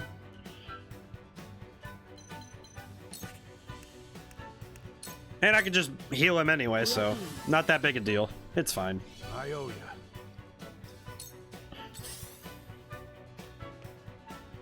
I will end this. Let's see.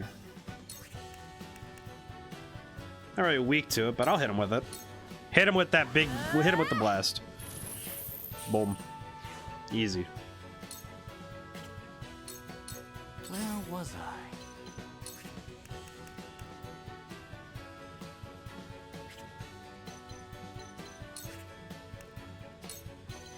Ah, no, I can't.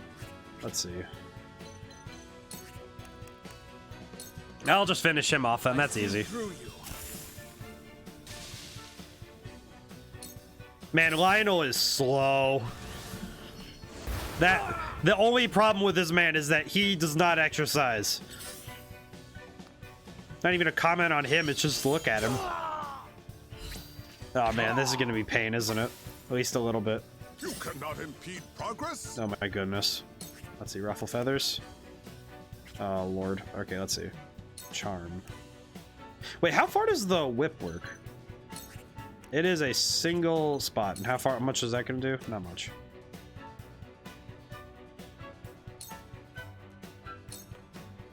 Now to see what's up Lionel's sleeve.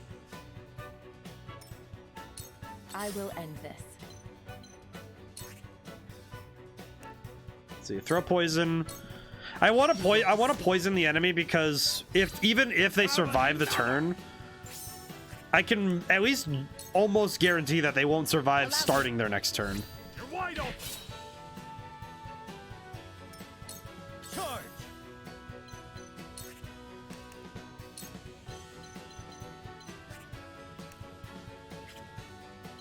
Actually, I could do this strategy again and rush through. Huh. I will go through if I must. There we go. From where shall we strike? And as I stated, I can stop him there, so that's good. The hunt is on. Let's see.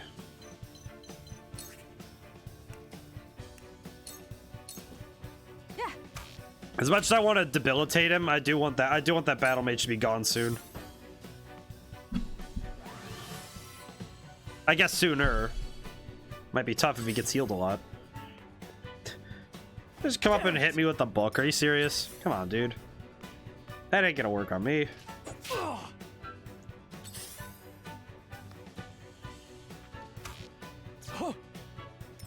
Let us pry out their weakness.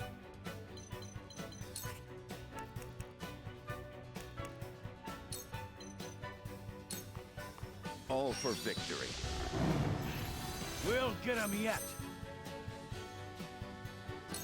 I've been waiting for this.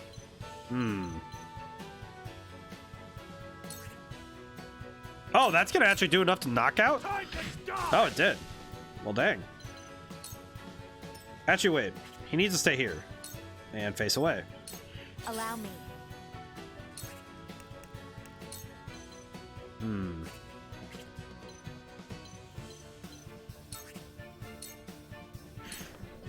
With the powers in me. I do want to see how much the Lionel gives for this kind of stuff, for the extra bonus there for picking up the spoils, but I am wondering how much it's going to be worth it, if I'm being honest.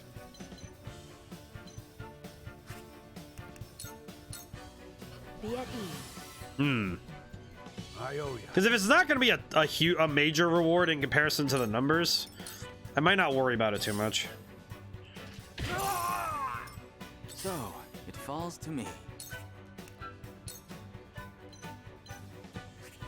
Yeah, just hit him one at a time. A cold wind blows. There we go.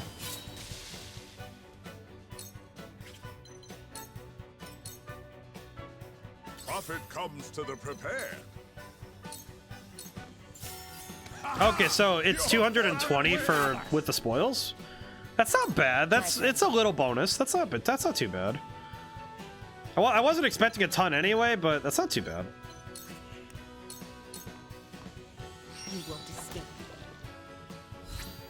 Going up.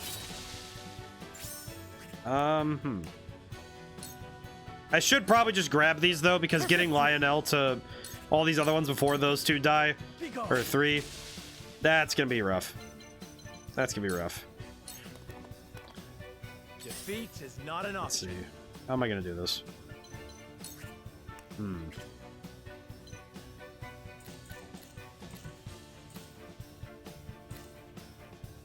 How about I just take this guy out? This should make things quicker. Die already! Time to take flight. This ends now! So I was reasonably able to get an extra 220 coins out of the battle. So a solidly small amount of currency. But that's not bad. It's still something. It's just not a ton. I'll be your shield.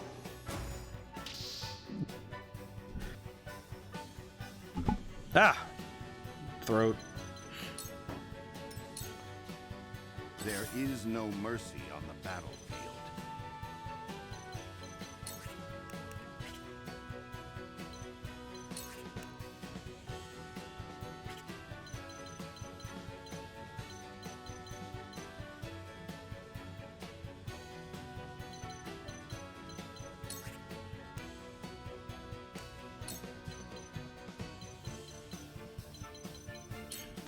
At this point, I don't really know what else to do. This battle's gonna be over quick. I need to move forward soon.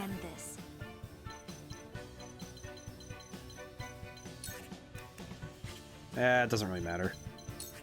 This fight's gonna be over soon. Shall we begin?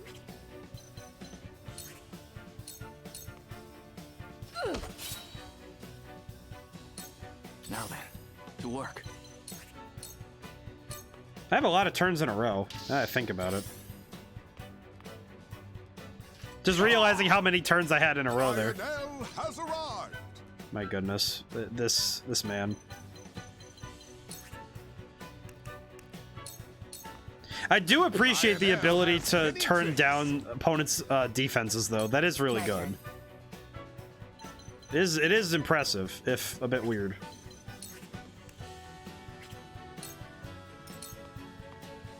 I won't lose.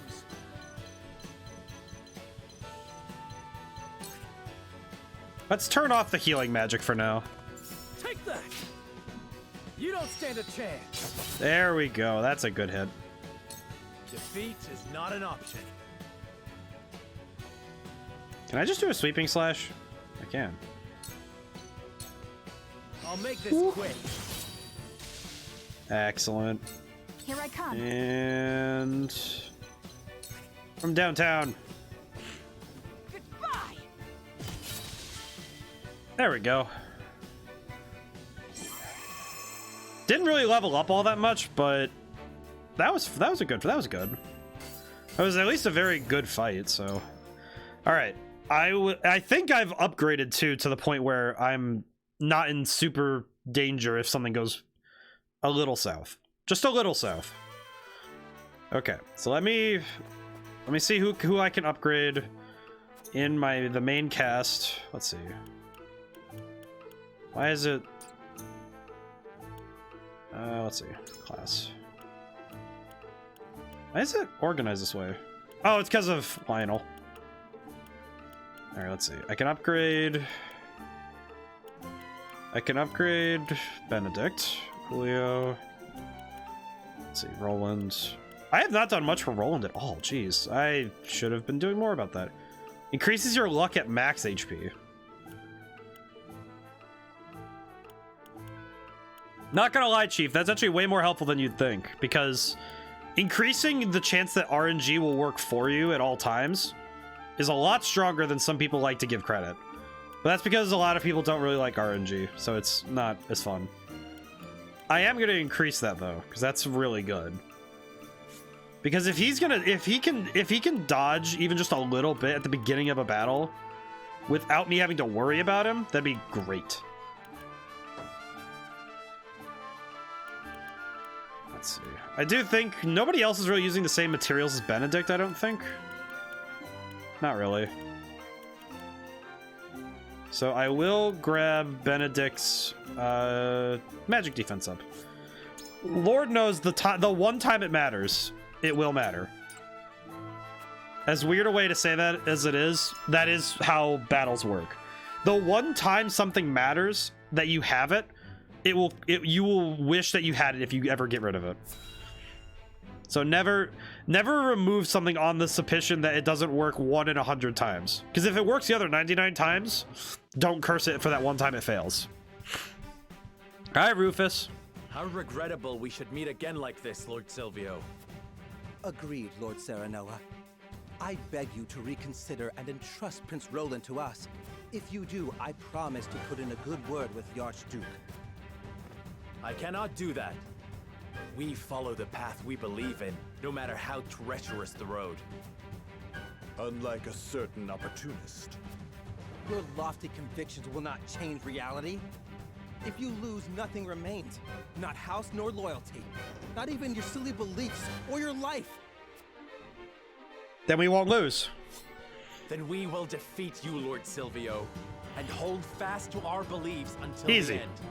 Try as you might, you will never prevail. Now, Rufus. Let me show you how Hero's Bane earned his name. Okay, so we have defensive structures and, at the very least, the ability to hold the top, but... okay. So I need to figure out a way to deal with this fight.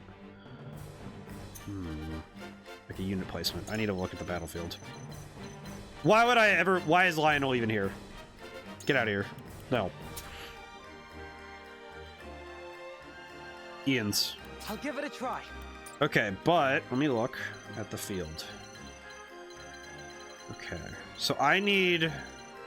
This area is going to be defended for at least a few turns, so I can set up.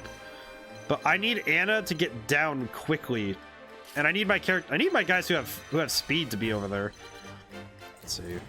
So, wait, no, yep. Unit placement. If I can put Hewitt over here.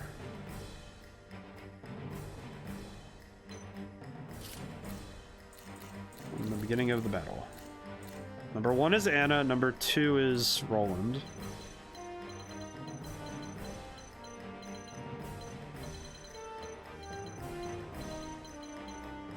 Switch that out, because I think anybody with range should be up here. So Hewitt should probably be up here. Because I need to be able to, because they're not going to be able to climb up here. So I'd be able to maintain a shooting position and at least be able to render immobile some of their first goes. Okay, let me see.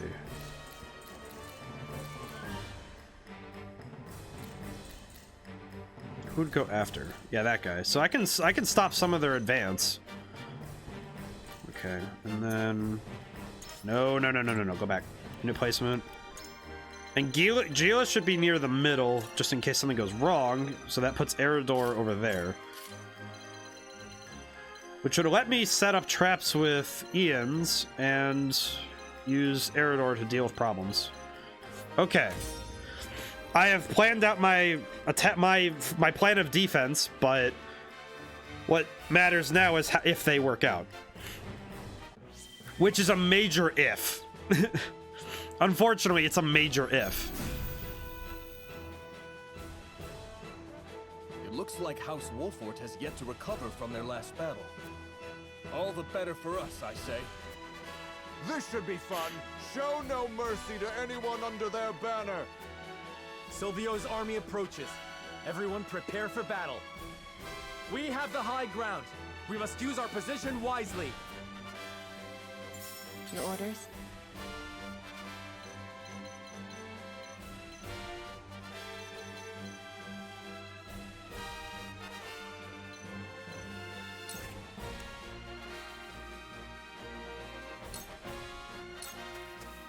Suffer.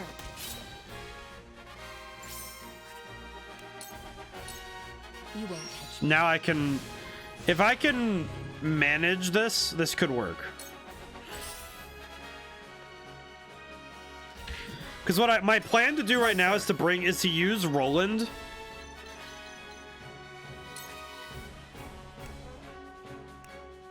My plan is to use Roland in order to have Roland and Anna come around the back and cause a flanking maneuver. It'll also divide their attention. Okay, so that they're gonna go to the right. Okay. Oh yeah, they hit tough. Okay, they hit pretty hard, so that's a little rough. The hunt is on. Let's see. Let's see. What can I do? Does put me in striking range, but this should do it. Try this. Yep, there it is. I will fight to my last breath. Hey, that's the good stuff.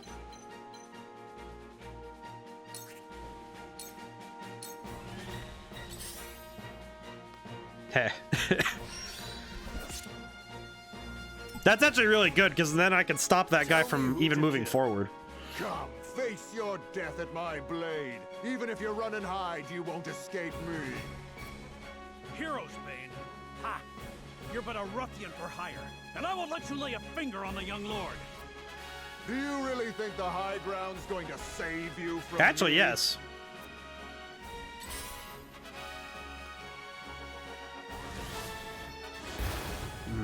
Okay, that's not great, but that's also on fire now. We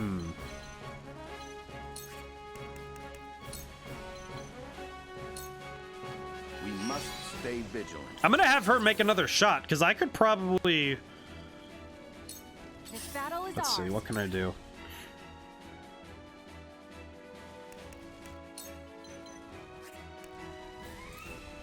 Let me look. Let me think. He goes next. Then that guy.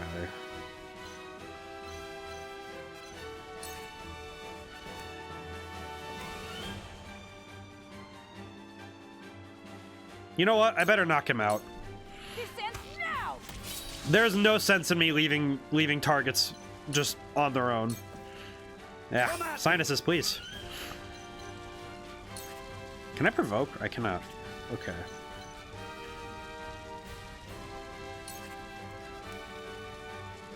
Might as well do that while I'm here. It gives me more mobility options, so that'd be good. But with this on fire, I kind of can't do anything, so... Alright, that's the first of the defenses down, but... Nothing. It's not too much to worry about yet. Thankfully.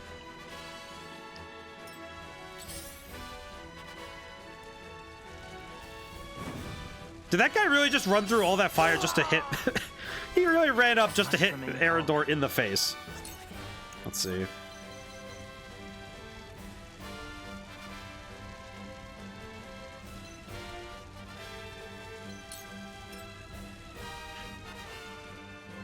This is my way of doing things. Oh, that's the wrong way. Ah, that's fine. It's fine. I'll make it work. Ian's, you could stay right here, buddy. Shall we begin?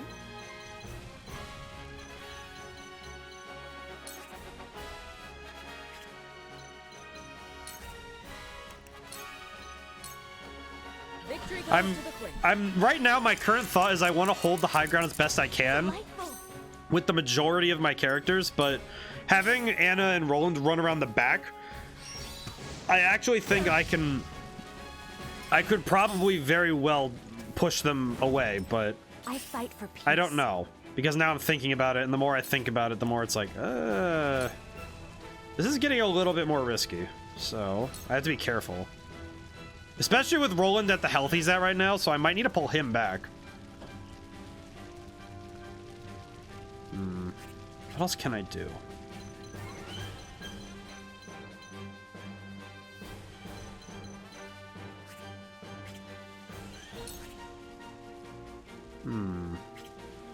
Seems like the best I can do right now is land that shot on that guy, which it's not a great move, but it does reduce his health, so it's the best I can do right now.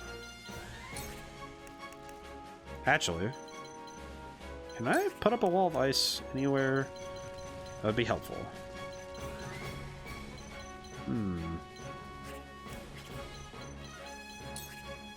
All of ice.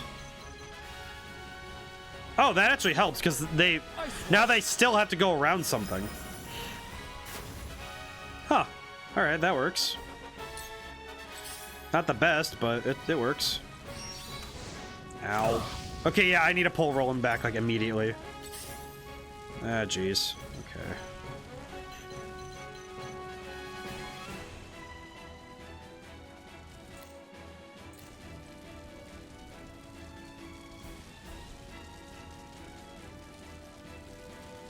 Ah, but these archers need to go.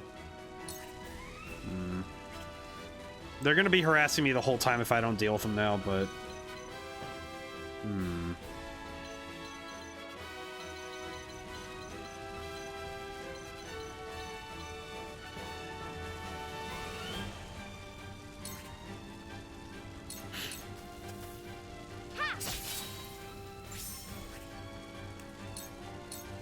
Yeah, this is gonna be a rough one because only because of the fact that Roland took so much damage early on.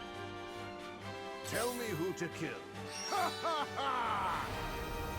Okay, he bolstered himself up, but Defeat is not an option.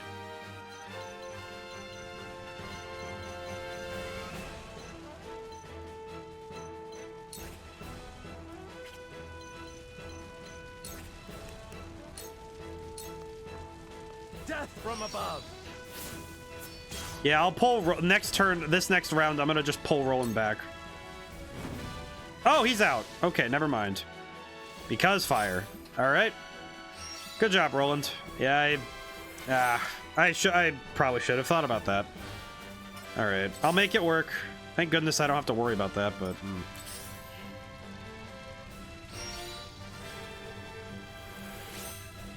They're all boosting themselves. Here I come. That's not great.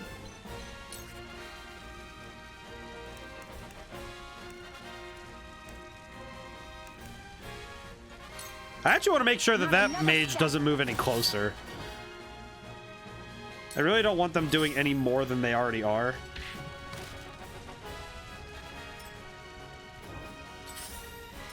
I shall try my level best. Okay, what can I do? I have 2. Whose turn comes next? That guy?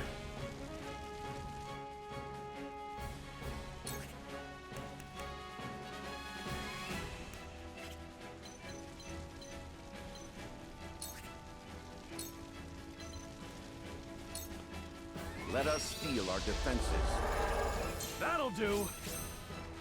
I do feel like a dingus for letting Roland go down, but...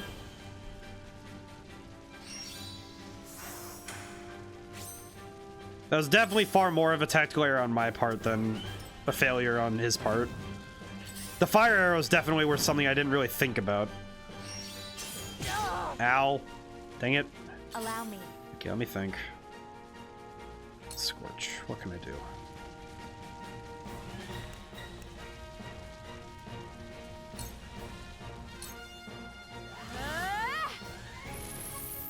That is 100 damage, though, so that's really good. I've been waiting for this.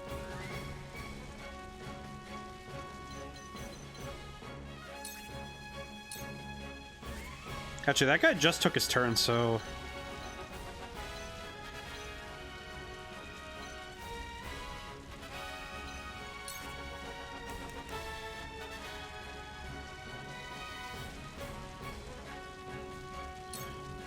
I have to. There we go. Shall we begin?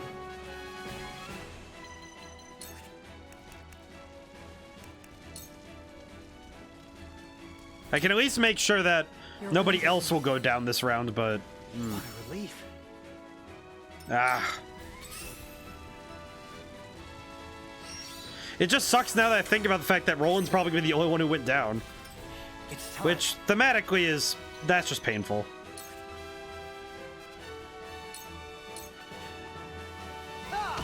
Splendid results.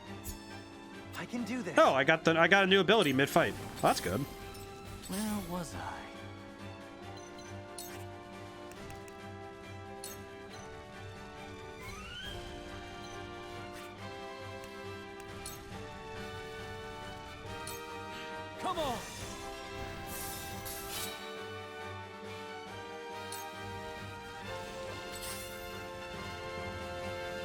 These guys are all buffing themselves this round, which is worrying, but... I will end this. Okay, yeah, I'm gonna back up really quick, actually. Nope, okay. Yeah, I'm just gonna back her up really quick.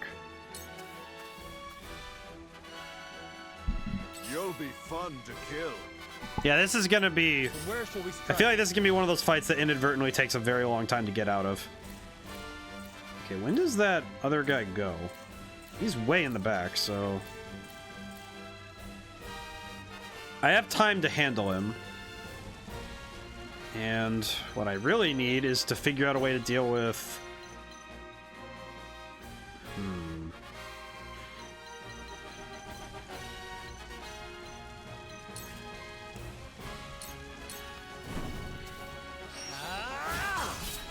The only unfortunate problem with this fight is that I absolutely have to be finding ways to deal with the opponents, like in an efficient manner. Okay, yeah, these guys are kind of coming up through the defenses now. Ooh. Alright. Here I come. Okay. I can finish off that mage finally. That's good. And back off.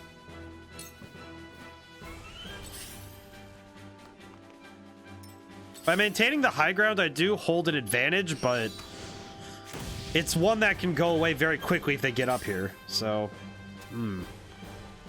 I fight for peace. Let's see. Yeah, that's a bit unfortunate. I don't have enough points for anything for her right now.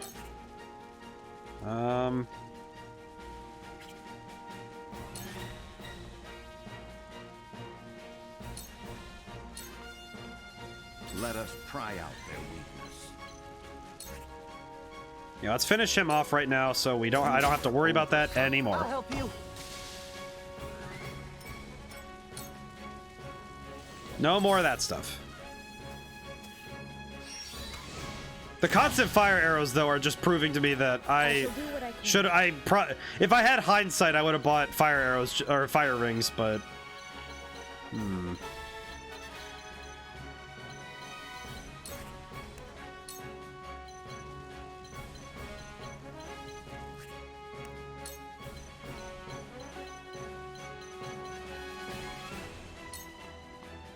Victory goes to the close. okay.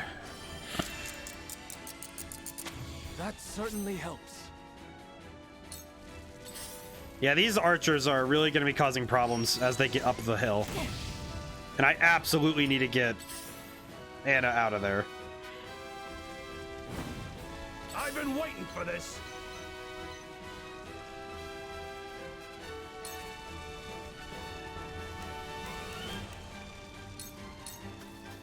Rah! Gotcha. Where was I?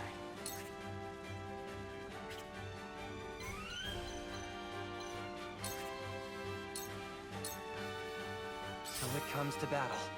Let's see.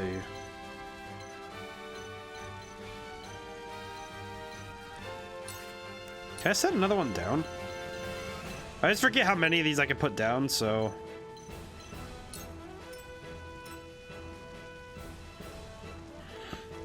Please work. Yeah, there we go. Okay, so it's the direction of the arrows. That's... I don't know why I always forget that. Okay. I was prepared for this. Anna needs to get out of there, but she can't. That's not good. Okay, what can I do?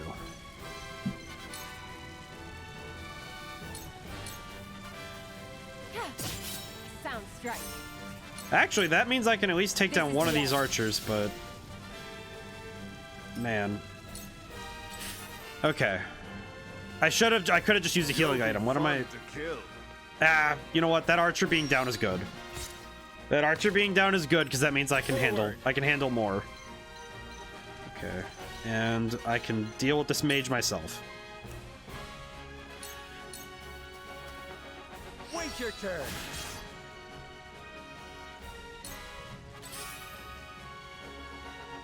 I might inadvertently pull them away from the fight in a weird way because of the fact that I'm spreading out now.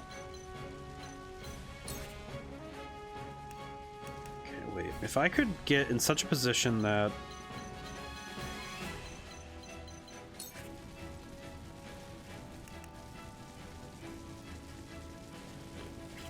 Actually, yeah, if I could just make sure that that archer doesn't knock Anna out, I'd be okay. So, blinding arrow on that guy. From this range. Okay, he's blinded. Good. No, no, wait! Ah! Allow me. Yeah. No retries there. That's not good. Okay, let's see. What can I do?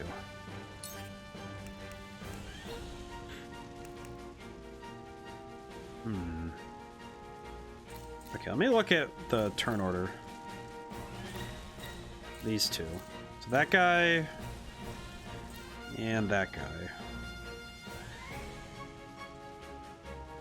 And that guy.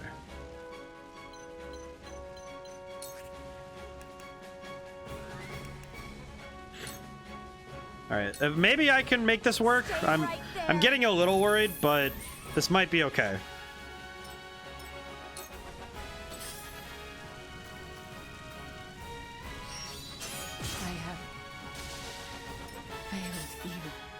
That's not good.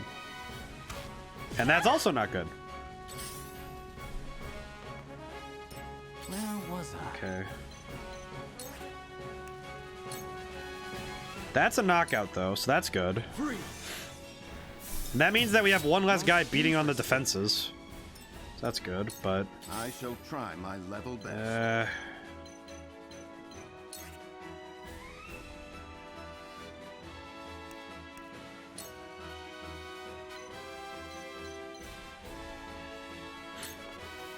There is always a way.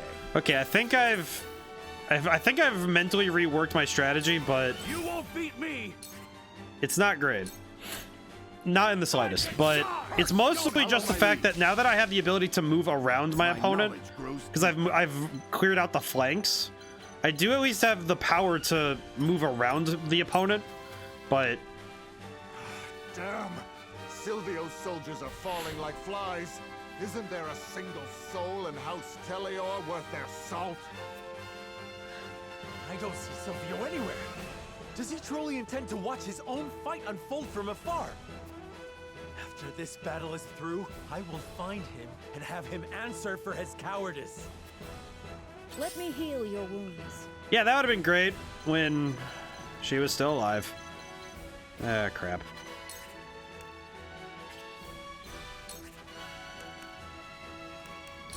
It would have been good if I could have healed both of the ones on the left flank, but yeah, I can't do anything about that now, so I have to just make this battle as good as I can.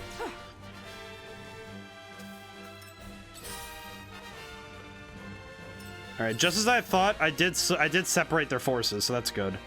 Impossible. It's time. Okay, so I still have the two traps there. How far can I throw one of these down? Ooh, I can throw it right there. Holy smokes. Okay.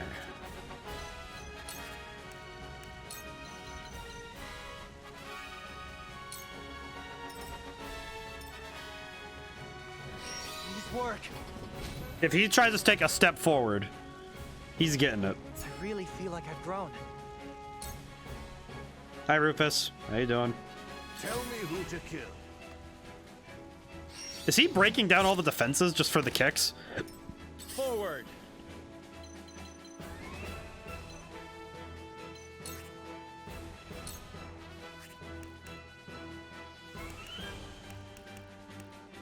Actually, what I could do is move one this way, hawk dive. Oh wait, no, the hawk dive only knocks out if I'm behind him.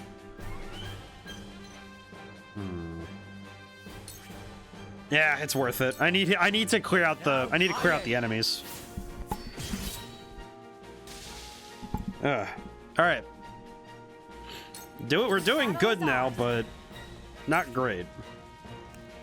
Okay, that's a guy I could just take out of the fight. Might as well. I really need to clear this field of all the enemy. I fight for peace. Okay, she does not have anything, so she needs to just get out of the way. That's okay. This guy is just this guy has been just MVP for taking down 2 of the 9, but of my 2 of my forces. But geez, okay, just get out of the way. Got him. I shall try my level best.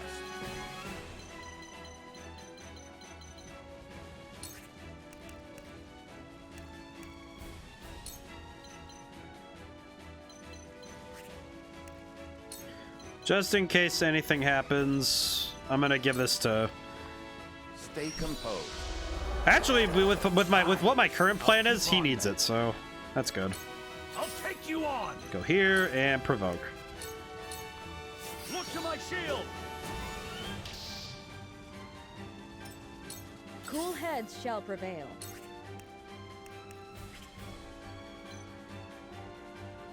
Haste. Can I haste Corentin?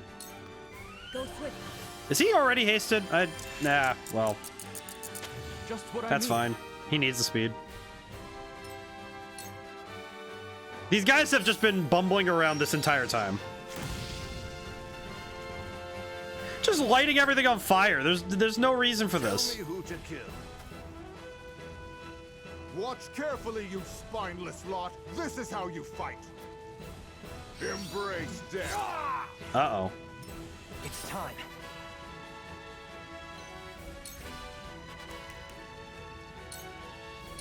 Aim and... Oh, wow, that's really cool. So it's the delay thing, but... Forward. Alright. It's pretty good. How can I hawk dive? I cannot hawk dive anything.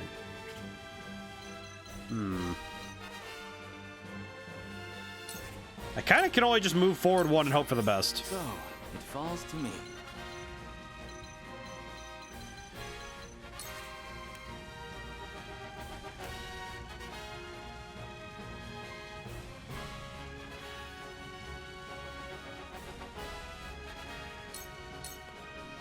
I see through you. Allow me. Alright, let's see. And there's not much I can really do with Frederica right now. Kind of just have to end my turn, but... Here I come. Can I... I need to blind... Okay, yeah, I need to blind Rufus, but...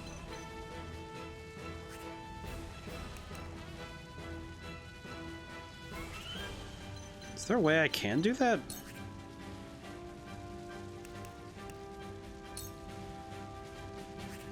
No, but I can blind this guy who's about to hit. From this range. All right, this should be. I think with what I have available, I should be able to. I should be able to put down the rest of the soldiers, because I think getting rid of Rufus is kind of a last goal, because he has way too much health to handle. To top it off. I shall try my level best. And also, yeah, that happened, so that's not great.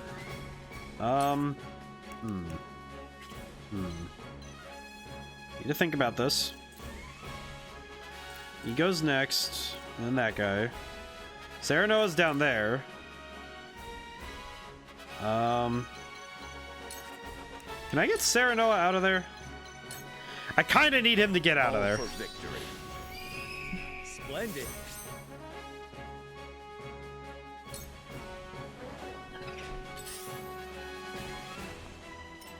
You'll be fun to kill. All right, he's not unless he moves. Yep, there he is. Hi. Let me heal your wounds. The problem is that every time I'm ready to heal somebody, they are already not in need of healing anymore, which is not very helpful. Go swift. Delightful. Okay, let's keep Gila close by because Serenoa is probably gonna need the healing soon, so definitely gonna need it. It's time. Let's see.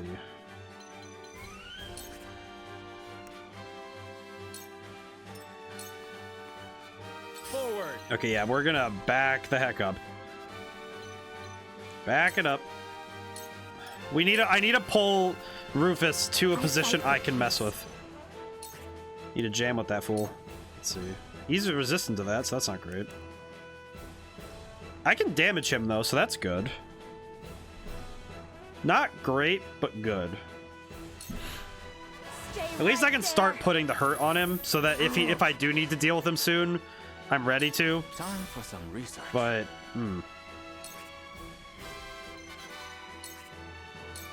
okay, back up. This battle is ours. Back it up.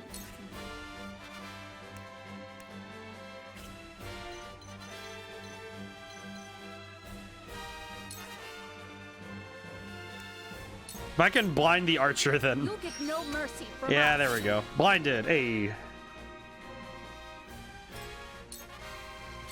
And this guy is still trying to get through those defenses. He is trying his best. Absolutely just trying his best. Not a chance. Ha! Who's next? Embrace death. Yeah.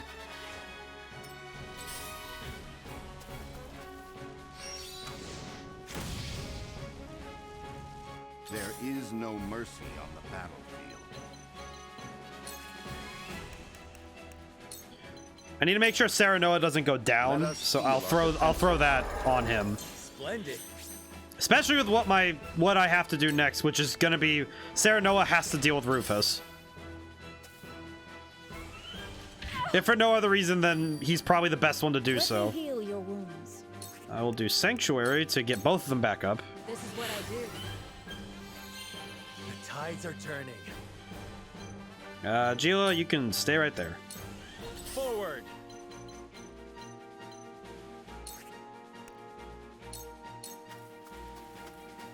Wait your turn. And now I've delayed his attack, so I have time. That hit the mark.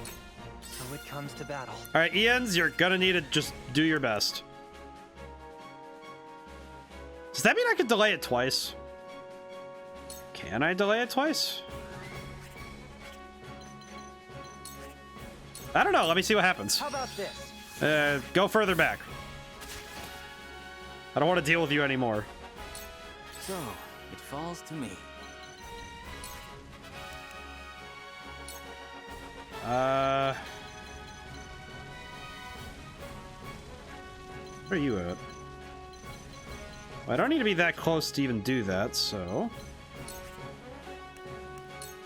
I want this guy gone, but... Yeah, you know what? Probably a good idea just to finish him off.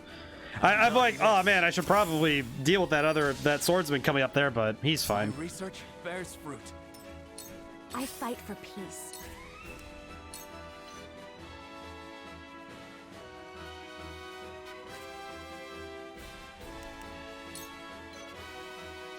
Alright, I just have to keep hitting these guys.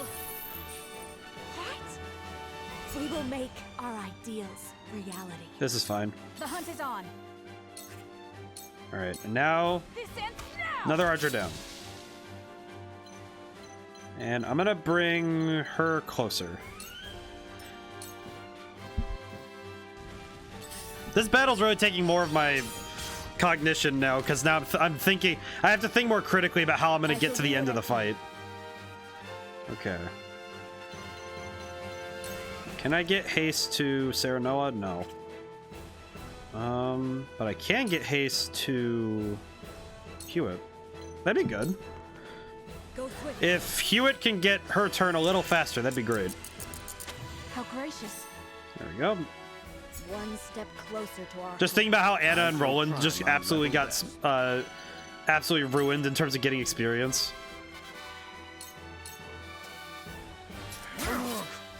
Hello, me. It hurts. That hit the mark.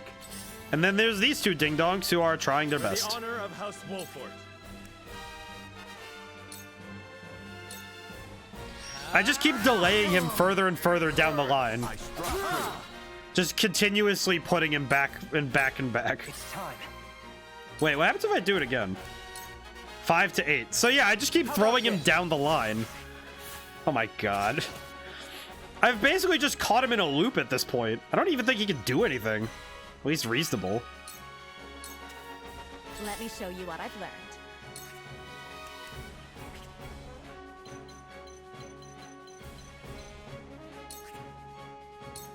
Actually, I should probably have her... Yeah, I should probably have her moving to join Corentin. Because she... Corentin can handle it, but... Where was I? I mean, not really well, at least. Okay, yeah, he needs to back up. Come on. Controller, please. Oh, there we go. I need to just pull... I need to pull them closer, but... Actually, I'm gonna have Hewitt... Actually...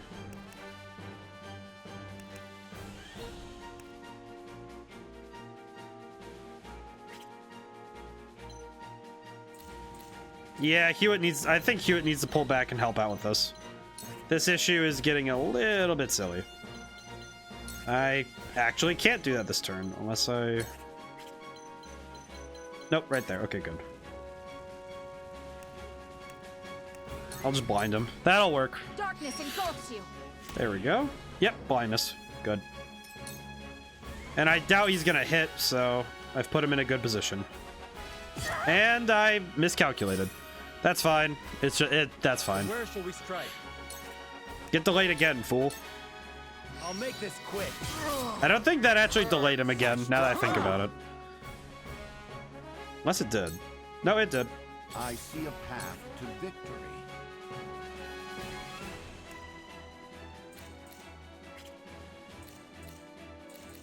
Okay, yeah, his turn isn't really moving back any further.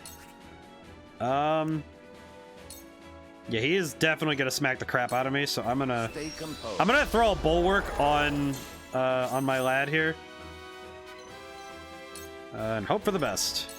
Let me heal your wounds. Can I, if I haste Ian's, it'll move him up to 3. That's not really what I wanted.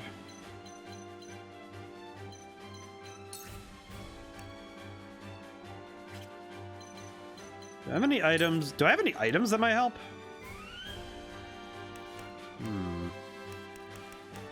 Not really. Okay. Haste. Let me make sure I'm not making any dumb decisions. Any more dumb decisions. No, I should heal. I should probably heal Benedict there. There we go. All right, that'll work. There we go. Now, if anything does go horribly wrong, it's, you know, mitigated. You're making this. Embrace death. Okay, that worked out. I fight for peace. And this guy is finally done. Flames, heed my call. I finally dealt with that swordsman. That took way too long. Admittedly. It's time.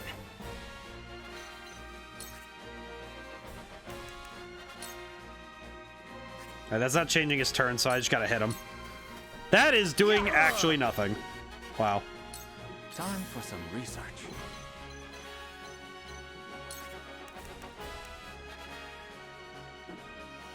You know what? Rufus is the main goal right now. Let's just deal with him. Resist paralysis, silence, and sleep. The hunt is on. Huh. That explains a lot of why he's been able to handle... A lot of the bosses are able to do that. It's interesting. That hit the mark. Wait, does it really matter? Not matter which attack I use? All right, sick. Parry. Bastard. So this is the true might of House Wolford, huh?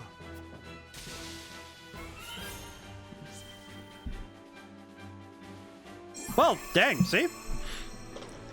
All right, cool. I, granted, feel bad for letting Roland go down and Anna, but... Thank goodness there's no permadeath. Just does not feel good. It does mean that my strategic mind needs some work. I can't remember the last time I fought someone so formidable. How is it you can still stand and fight? It is as you said. If we lose here, nothing will remain. What are you boasting about? Even if you kill me, Esros is still the victor. I withstood humiliation to preserve the name of the High Houses. And even so, you ingrates treat me like this! Enough excuses. They are not excuses. House Wolford has single-handedly brought ruin upon us. As long as I live, so shall the High Houses! Get back here, Silvio! You still owe me my due! Well, I doubt... Shall I pursue him? No. He has no reason nor army to strike. I have a feeling Rufus is going to claim his prize anyway. True. I would rather not harm one of our own could we avoid it. Serenoa got really serious there, jeez.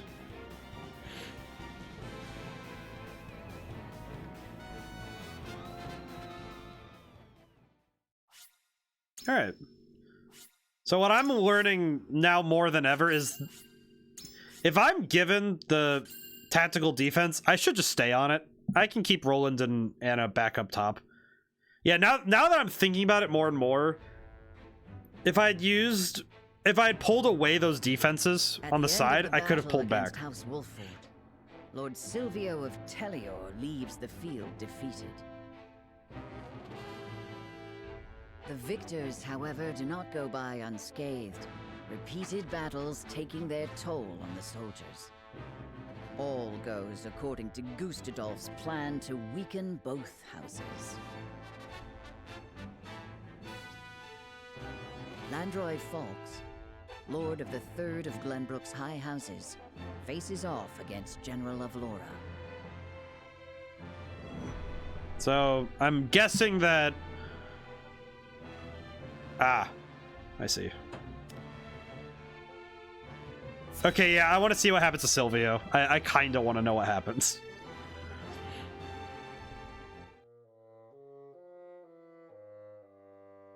I must survive. Somehow, I must survive. Ah!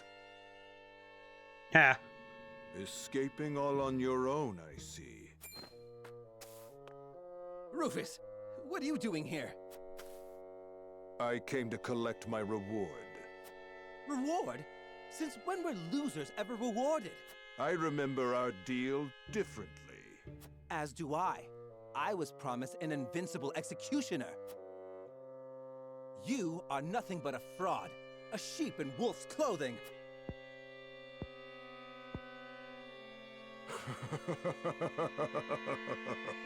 What's so funny?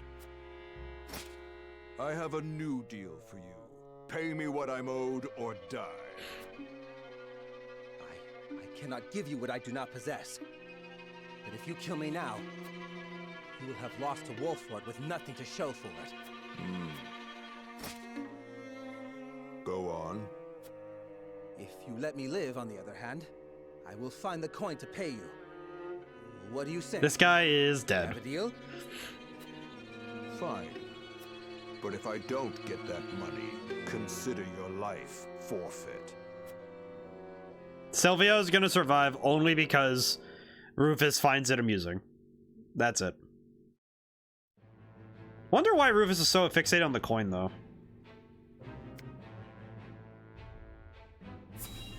I'll do this last character story, and then I can continue forward.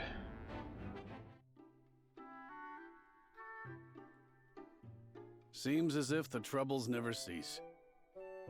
I'd kill for a drop of ale.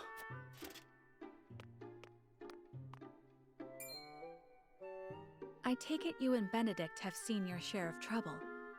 You have both served House Wolford for many years, yes? Aye. We both served Lord Simon since we were green between the ears. Through the good times and the bad. To see him now, you wouldn't believe the stories of what we got up to in our tender years. Even then, though, it was always the scheme. Has so much changed since then? I accidentally pressed the A button too fast. I don't reckon so. Let me go back to the log. Let me see. Even then, he was always a schemer. See him now, you wouldn't believe the stories that we got up to in our tender years. Oh, nope, Silvio stuff. See him now, you wouldn't have believed the stories that we got up to in our tender years. Even then, he's always a schemer, always drawing me into his fanciful plots. Ah. In any case, was there something you wanted to ask me?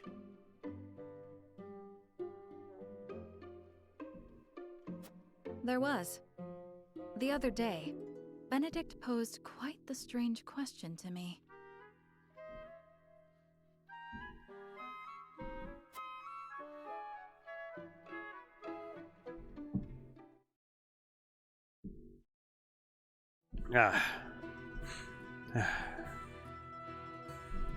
Brain is still recovering from that battle. He's now thinking about it more and more, like, oh geez, I know where all my I know where all of the issues of the battle went, and hindsight's going 20/20, and can't regret it though. Indeed. I thought perhaps you had seen trace of the flowers while scouting with Flugy. To the one viewer I have, I want to thank you for sticking by. I do appreciate it. I hope this has been good. Passes before, but not of late. So it is as I thought. They have ever been a rare sight, even more so in recent years. I had thought to procure one, but it may be wise to temper my expectations in that regard. Life always finds a way to flourish. I am certain Anna and I can find one before long. I would not have you chasing my idle fancies. You both have more vital duties to attend to. Of course. Interesting. I imagine those flowers are related to Lady Detra, though. If I had to take a wild guess. So, Benedict's looking for a snowbell blossom. What's so peculiar about that? Nothing, if it were anyone else asking. However, I think you'd agree that Benedict is not the type to go picking flowers on a whim. They say that when a snowbell blooms... that moment is frozen in time. Precisely. You and Benedict both never fail to surprise. But of all flowers, why the snowbell? Does he have some lady love I'm unaware of? I can't speak to that, but I'll tell you one thing, Hewitt. We've all got moments locked away and placed close to our hearts. You, me, even a stubborn-headed mule like Benedict. Like the snowbell, we want him frozen like that forever. And like the snowbell, they're liable to shatter if we let another handle them carelessly. Huh. That's spurring a lot of it, like, thought, because now I'm thinking about how memories are. And memories, huh? Yeah, that's a quote I kind of need. That's a nice quote. I understand. Actually, wait. What I should do that. Oh. I apologize. No, it isn't you that needs to apologize. I'm always telling Benedict no one likes being lectured. It was enlightening. I see you and Benedict are true friends. For lack of a better word, aye. Bring me a draft of ale, and I'll tell you all about our younger days. At least, what I can remember.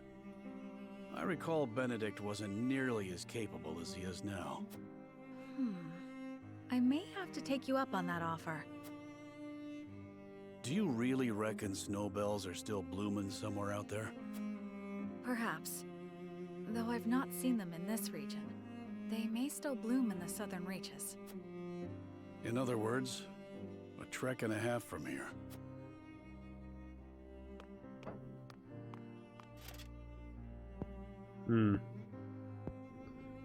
Don't give up the search, my friend.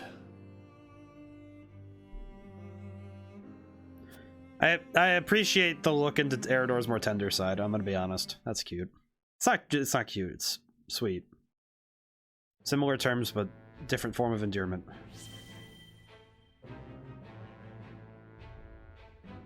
All right, let's see what happens to the Lord.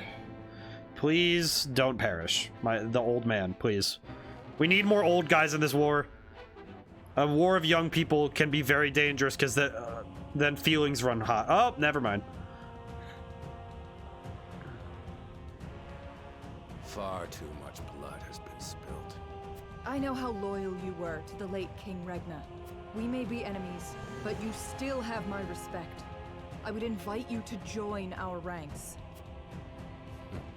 You would dishonor me so. I prefer it to your death. Save your pity for someone who needs it. Your master will never have our loyalty. even if it means the end of the three high houses.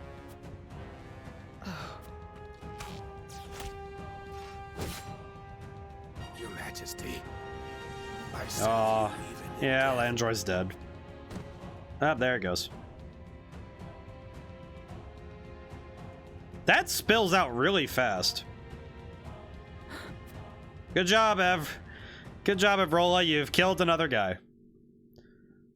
That said, though, that sound she made... Is she having second thoughts? His plot foiled and bested in battle by House Wolford, Silvio Tellior flees, leaving everything behind. Tellior just straight dips, and Landroy's dead. So Tellior's gone and Falks is gone, leaving only Wolford. House Falks fights valiantly, but ultimately loses to General Avlora's army, and joins their late king in death. Of Glenbrook's three high houses, Wolford, Tellior, and Falks, two are felled by the iron hammer of Esfrost. House Wolford now stands alone, in more peril than ever.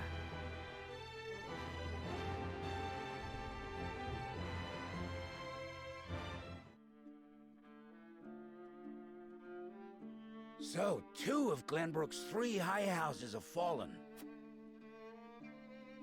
Esfrost's invasion took me by surprise at first, but this is quite the interesting turn.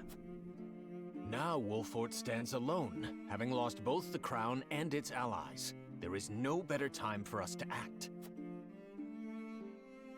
Then let us set the trap, brimming with bait enough to lure them in and keep them there. As you command. The famed High House of the Salt Iron War will soon be under your thumb, my lord. Having control of their land will make our deliveries that much easier. Indeed, and House End will prosper more than So Sorcery's plan is to profit from... Brute strength is not the only path to victory. A truly wise man can win without ever drawing his sword. That's the supreme goal of war, but... profiteering off of war isn't really winning a war. You're just kind of profiting off of it. Big difference. You don't win a war, you don't start or end up in. A bird from Sorsley End of Hyzant has arrived. He has offered to send us provisions and funds in light of our situation. A most welcome offer, to be sure, but why would he extend a helping hand to us now? Could he be after something? Undoubtedly, there are regrettably none so altruistic amongst the Saintly Seven. Seeing as Minister Sorsley has never shown much interest in other nations, I can only surmise this is a ploy to put House Wolford in his debt. Yep. As I suspected. But our people and soldiers need all the help they can get. Yeah, this is a little rough because how are we going to keep fighting if we don't take the help? But let us accept his proposal. We can deal with whatever ulterior motives he may have once we are back on our feet. Understood. We shall discuss our countermeasures at another time.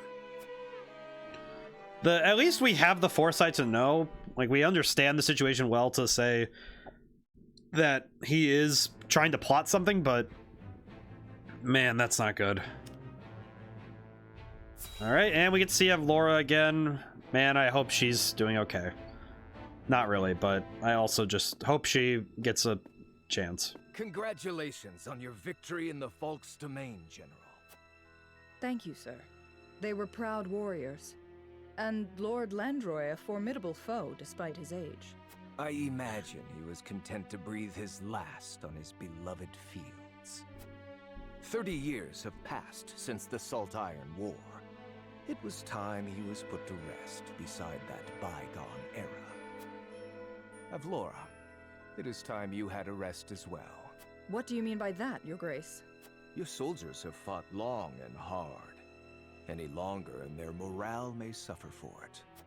But what of House Wolford? Prince Roland is still with them. Is that not cause for concern? There are no lords left worth worrying about. House Wolford stands alone after Roland's uprising. Even so, we would do well not to underestimate them. Even standing alone, they once changed the course of the Salt Iron War. House Wolford is no longer the hunter, but the hunted.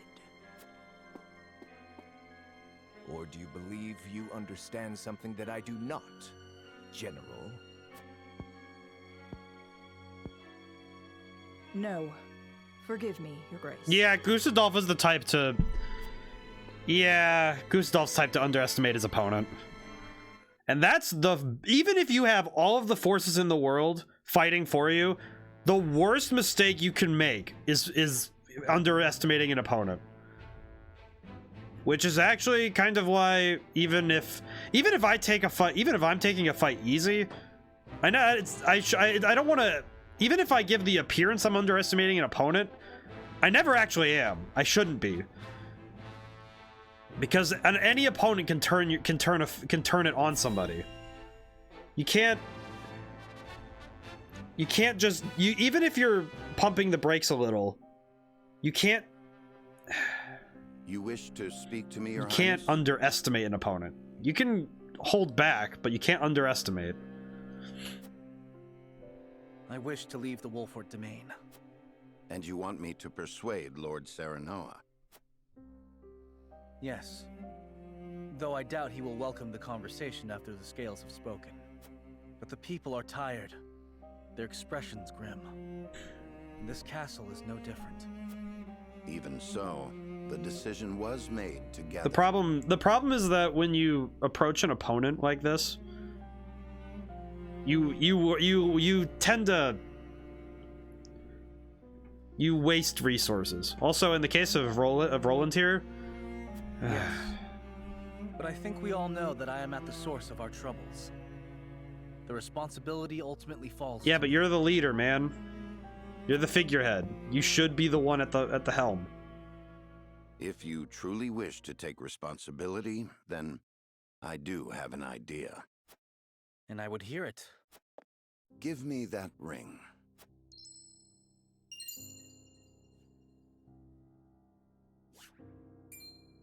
But this is proof that I belong to the royal family.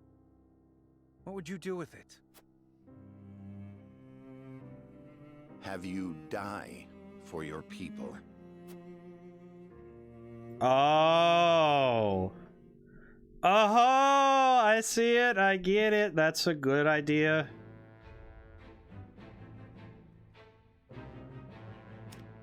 Oh.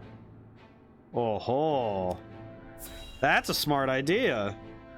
Also really dark, but a smart idea.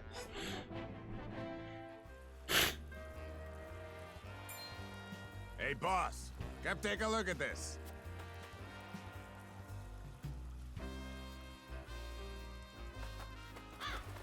The poor soul.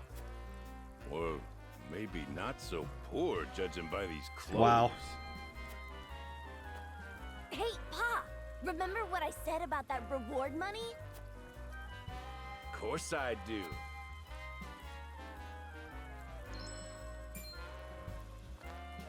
Pa, take a look at Wow.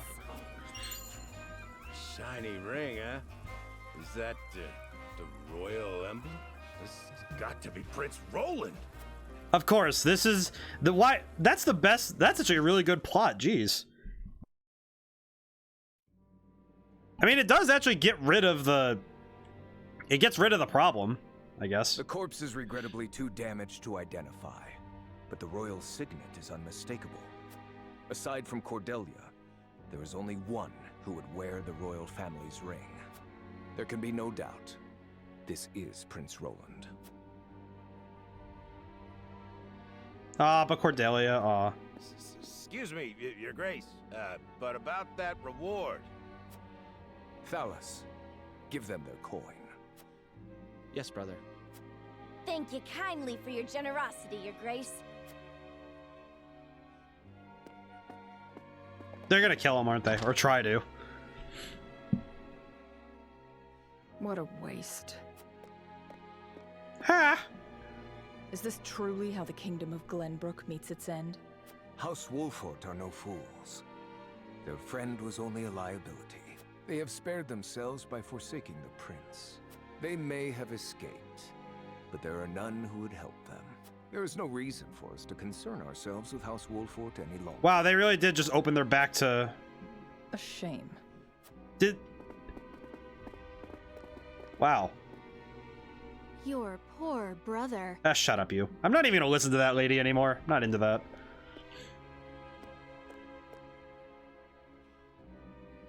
Oh, Roland. It'd be funny if Cordelia was the only one who figured out that that's not the case. But that's a fine way for the heroes to take a stand, though, because that is a twist on my side. That's on, like, you know, the player's side. It's like, oh, because, you know, the heroes aren't foolish. They're not dumb.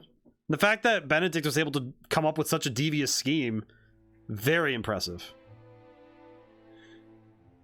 The news of Prince Roland's death spreads across the land like wildfire. With his demise, seemingly comes the end of the Kingdom of Glenbrook.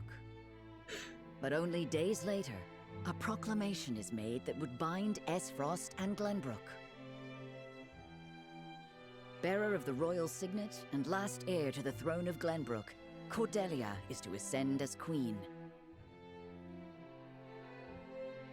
And wed Archduke Gustadolf. Yeah.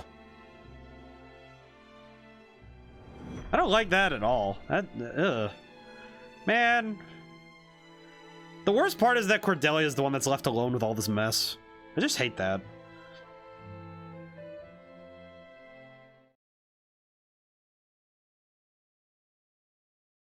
Princess Cordelia is to wed the Archduke? What is the meaning of this? Gustadolf... But King Regna is to blame. What does it matter who the princess... It damn well matters...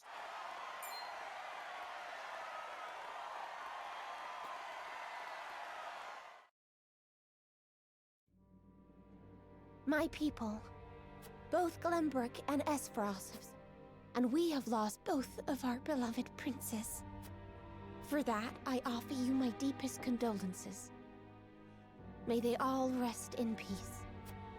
As you all know, my father was sentenced to death for his role in this tragic event. But how do we come to grips with this our is sorrow rough. and anger? How do we atone for our mistakes? Esfrost does not deserve your forgiveness! Do not submit to Gustadolf's will! Let us recognize our sins as such and move forward. Archduke Gustadolf has magnanimously given us another chance. A chance to see Glenbrook to a fair and free future. As the queen of this kingdom, I, Cordelia of House Glenbrook, do hereby accept the warmth and governance of Esfrost, and swear to do everything in my power to usher in an age of peace with the Archduke.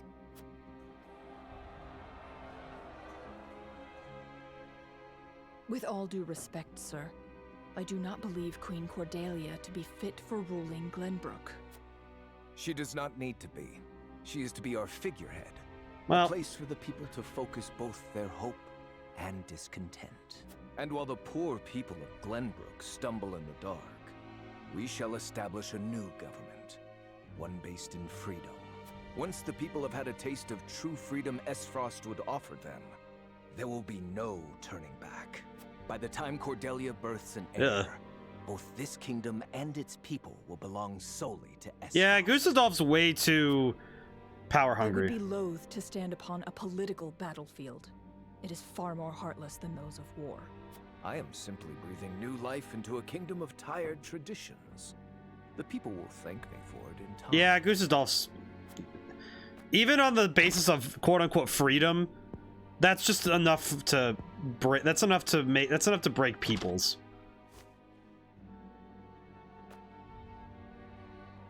Father, my brothers, I swear to avenge you. Man, Gustaf's gonna get stabbed. He's gonna get stabbed in the middle of the night or something, and Cordelia's just gonna, like, this is gonna be some, like, crazy Cleopatra stuff. It's gonna be like horrible. Is there anything else on the map? No. Political intrigue is all. I feel like it's hard to engage people with political intrigue, but when it's written well, it feels it. You know, it's more personal, which is what this game has done pretty well, I think, because it is personal. Prince Roland, have you heard about the address at the capital? I have. I won't forgive them for making Her Highness say such horrible things. Enough, Huette. But they lied about the king's death. They made it seem like Gustadolf was justified. Say no more. If Cordelia can endure this, so can we. And as long as she lives, that is enough for me. Forgive me, Your Highness. We all understand how you feel, Prince Roland. No, I apologize. I lost control. Thinking about it will do us no good. We must rise to action. Indeed we must. Everyone knows of your death now. That means we are free to make our next move. Listen, my friends. Prince Roland of Glenbrook is dead. I am now merely Roland, a warrior who fled a fallen kingdom. I humbly ask... I'm gonna read the log so I don't miss that.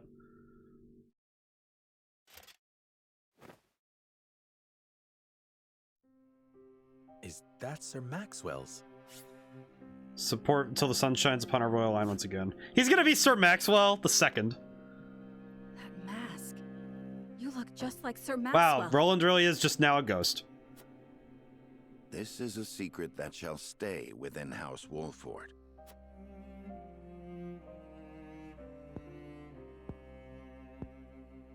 Master, grant me the strength to free our home from Esfrost's clutches. Wow. Ah, sad. Ah, jeez, that just, it hurts more now looking at it. He's literally, how is he doing? He's literally and figuratively become a ghost. Ah, Roland's gonna be sad. Better than before. He groans in pain from time to time, though. I see. I wish I could tell Father about our situation now, but... Lord Serenoa, if your father were awake, I am certain he would praise you for safeguarding Wolford. Sad to say, the real trouble is only just beginning. I'll be damned if House N's protection comes for free. No doubt the longer we stay... Ah, jeez, that's right. Price. Precisely. Minister Sorsley is not an altruistic soul. If you were in his shoes, what would you do? I would squeeze us dry, then look for an opportunity to. But we won't let that happen. Of course not. Anna is already on the move. It is our duty to protect and guide this house. This heart ain't changed since the day Lord Simon took me in, lad. I'm ready to put my life on the line for this house. We'll get past this, one way or another. You'll see. Thank you so much, both of you. So now the question is, where do we go from here? Because we have room to move, but to where? We don't exactly have just allies everywhere. We have Sorsley, but Sorsley's not really an ally. Anna gathers information. Twins Gate. Wait, that's not Esfrost, is it? Oh, Esfrost is up there. No, that's Esfrost. Okay, hang on. Yeah, come on. Let's see. I got a couple of side things to look at. Let me go to the encampment really quick so I can take a look at some stuff. And also to see if I can upgrade anything. Actually, can I buy anything from Lionel? What's up? My goodness. Stop! Okay. Doesn't seem like there's anything new to buy. How about from the Kudo shop?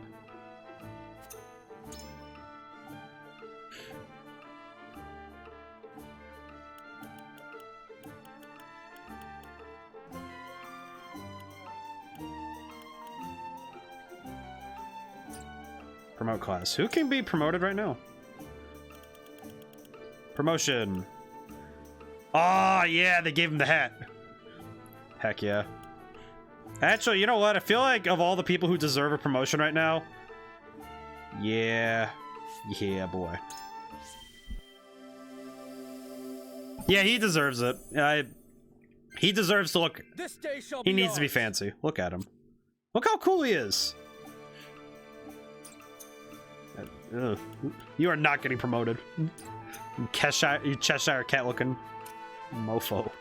Swear to G, not dealing with that. Alright, let's see. Upgrades available. When you say upgrade, do you mean... Oh, spider silk. Okay. Who else can do that? Anyone? Wait, can anybody else use that? No. Okay, then just upgrade. Yeah. Why wouldn't I? It's awesome. Get Hewitt more stuff. Yeah. Now the archer lady can be really strong.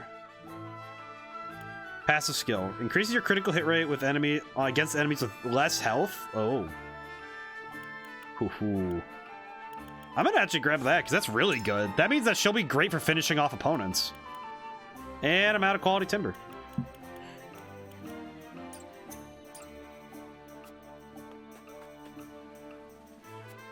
Alright. Take back the boat.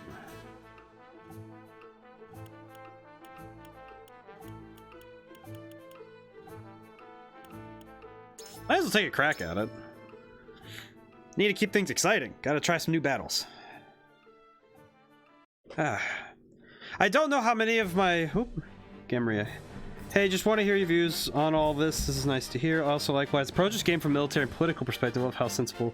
Yeah, I thought it was... It's refreshing to see characters who clearly know what they're doing. Thank you. Thank you so much, Gamria. Yeah, I thought that... Because they're approaching things... They're not just blitzing off on their emotions, right? Even though they want to.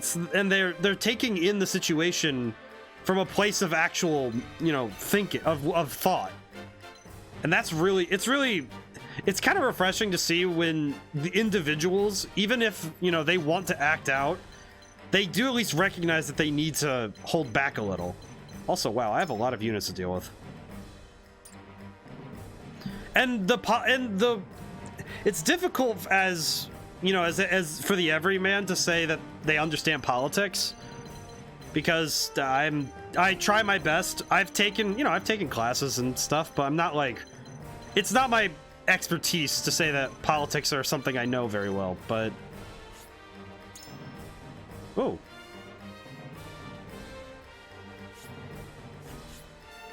Got it. I heard any story when the characters act realistically rash. Well, and sometimes the most natural reaction is the illogical one, because some characters are strong of heart, and that's something that we understand as people. That's relatable for us, because sometimes we act out of turn when our emotions are inflamed. But a lot of the characters here have proven to be able to slow themselves down a little, right? And it is, and especially in a story where characters they understand that this is a very politically heated arena. And for these characters to... Not all, some are enough. Yeah, and the best part is when a cast of characters is varied, right? Because the best thing that any writer can do, especially for the sake of their story, is to write characters. So you have your main character, right? Or your main characters. Your goal is to make all of your characters as different as possible in terms of their values and their personality traits. And good examples are Roland and Eridor are the types who really want to rush in. Right. I do think that when characters are irrational, it's when we understand them, when it's coming from a place that we know. A good example is every time Roland really wanted to run in and save his family, but he recognized that running in would just be death. And he knows that. So how does he handle it? And he's, you know, that's something that's striking in a story, is when we understand it, you know? All right, I haven't used Hasabara that much, so that's not great. But I really appreciate the writing of this game, because these are characters that are not just caricatures for their one moment. These are people, and we see that more through how they react to these situations they're put in. And that's good character writing, is not approaching characters as tools for a story, but when you approach them from the perspective of these are people and you're putting them into the situations, that's good writing, right? And I think a lot of great writers know that, but I also think that, and that's where I think some writers get hung up, I would say, is that they're the types that they don't think of the characters as people, and instead they go for they try to use the characters as their components, which I think reduces their effectiveness. So it comes to battle. So on a story writing perspective, they're amazing already, but then in terms of being able to like the characters, because I think a lot of likability for what makes characters really good comes down to, it's a combination of relatability, and we really want to see characters who are who they aren't just, you know, floundering in their situations, because we don't want to see somebody just constantly fail, which I think, given the ratio of it, that's why stuff like the best example I can think of, House Wolf is constantly put in such dire straits to keep wondering what you would do. Actually, yeah, Gabriel, that's a very good point. The fact that the characters are constantly put in these really stressful situations, and they have to figure out, all right, how are we going to get out of this? And them having to figure that out is such a, it's immersive, because you really feel for what the situation they're in. Because you think about, all right, well, what would I do? And you think about how much bravery it takes to face war in this manner, and not just war, but a very personal one. Because the best places to find the truth of characters is in crisis. And if you really want to see the best of a character, you have to put them in situations that you have to put them in crisis. It's actually what a lot of writers talk about. Good example, George R.R. Martin has been quoted with saying that for characters that you need to put them in crises. So if you really want to see what the absolute best of character writing is, you have a character who is put into situations where it's like you see the truth of their person when you see them in action. Now then, I can only hope that my own writing has done that, but I don't know. If I'm being honest, I don't know. I think I did a good job with my writing. I've actually written some things myself, but I don't know if I've done it as effectively as other writers have, because, you know, I just don't know how other people think of my writing yet. Sadly, I'm not particularly famous, so, you know, I don't have enough opinions about my stuff yet. But that's okay. It comes with time, not with want. Not 2 choice, but 3 in the form of convictions. Yeah, and I think that also with how the convictions are, they're broad enough where the interpretation of what they mean is also wide enough where, oh, this feels like what my choice is, right? It's not just, oh, it's a binary good or bad. Like, I think Mass Effect does something like that, I think. I don't fully remember. I haven't actually played Mass Effect. I remember I played, actually no, I remember playing it a little bit with somebody when I was younger, but I don't quite remember how much I actually saw the game.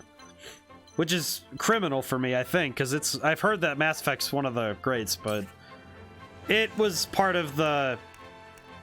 definitely part of the section of gaming that I never got to, but I feel like, and actually no, Infamous would be a good example for me to pull from, because I think that the karma system there, it's just good or bad, and even then it's more of a mechanical thing rather than something that's got, because there's 2 different forms of reward and this is coming from psychology, is there's intrinsic reward and extrinsic reward. Extrinsic is like, oh, I do a chore and I'm paid for it. That's an extrinsic reward. It's money. It's a physical thing. It's something that's not related to your emotions. An intrinsic reward is something that's linked to your personal feeling. And to me, I feel like this game really, with the system, with the conviction scales, it rewards you intrinsically by making you feel. It rewards you for making choices that you feel are the right choice. It's not about a mechanical choice. It's not about, you know, choosing something just because, oh, it gives me something better. You're getting something emotionally out of it. You're getting something that feels right. And that encourages you to really hold on to these characters in your heart, you know? Try my level best. And that's really important for engaging a player. Wait, can I? Yes, okay. If I put Benedict there.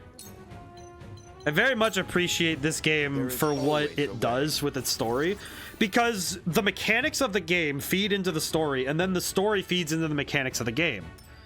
And by doing that, you create this feedback loop where both of them really help each other.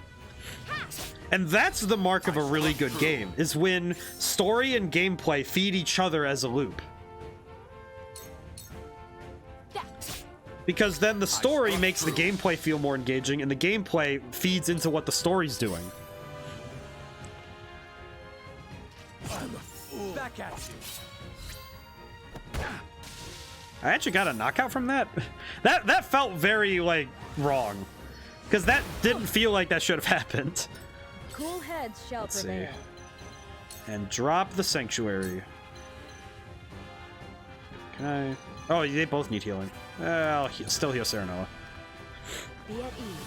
I definitely think.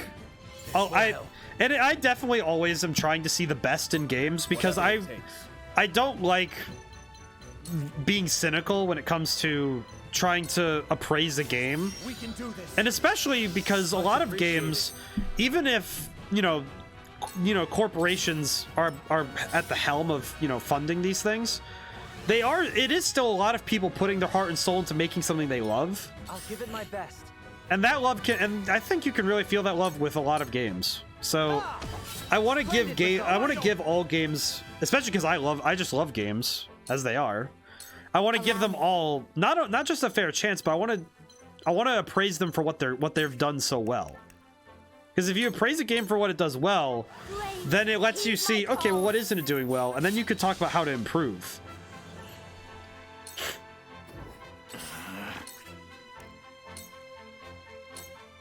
But I think this game does a very good job of having story and the game mechanics feed each other. Because that's something that's really hard to get right. Come at me. And I think they've done it very well with this game. You're in the way. Especially with the scales choices, but also in how the game plays. I think it does a very good job of doing that. Also, I think this form of strategy is really fun. Because there's not a whole lot of strategy games I find that specifically make a goal out of making sure you're thinking not just about who you're attacking, but also who you're attacking with and how you're going to handle attacking, who you're attacking with, what you're attacking, and where you're attacking from, because the high ground is important. Obi-Wan Kenobi would be very proud.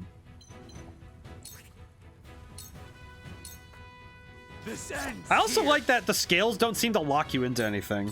Thinking back on the scales, it doesn't seem like, oh, I chose X choice, so I'm locked into whatever I just did, Like, it doesn't seem like, oh, I've made a bunch of choices of this scale, so I'm locked out of a particular option. It feels more like, oh, this is the story I'm on. And this is why it's happening. And that feels good.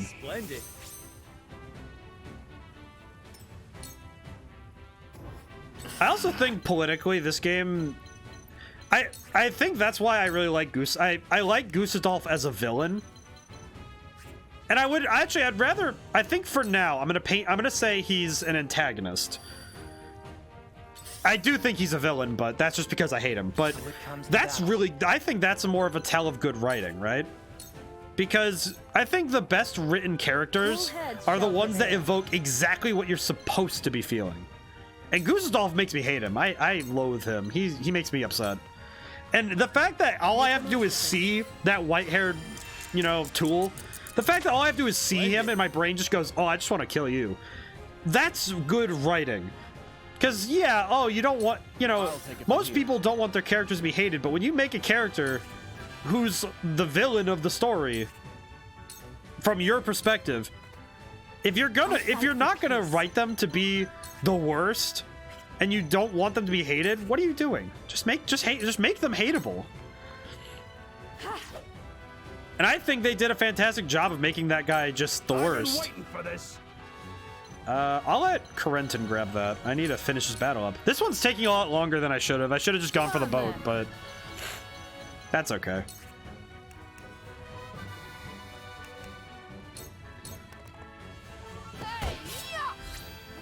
I'm definitely now thinking how many times I wish I could just slap Gustadolf over the head, especially his portrait, like the one that we just saw with the cutscene with Cordelia.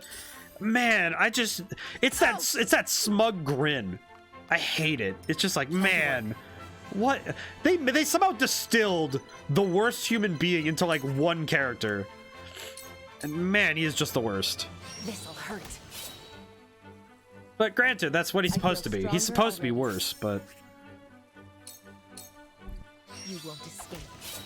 But man, on a political level with Gustadolf, it's interesting that the fact that he is the person he is, quite frankly, unapologetically, I think is interesting, because I don't really understand his goals.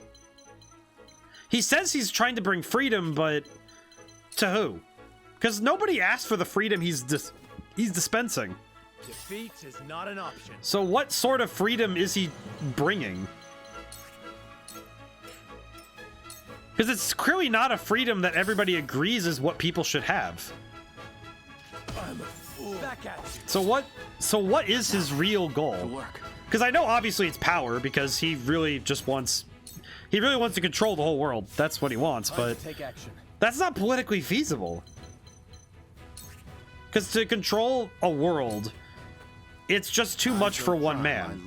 So it makes me wonder, well, what is the goal then? If his goal is to control, you know, the world, what's that end goal look like for him?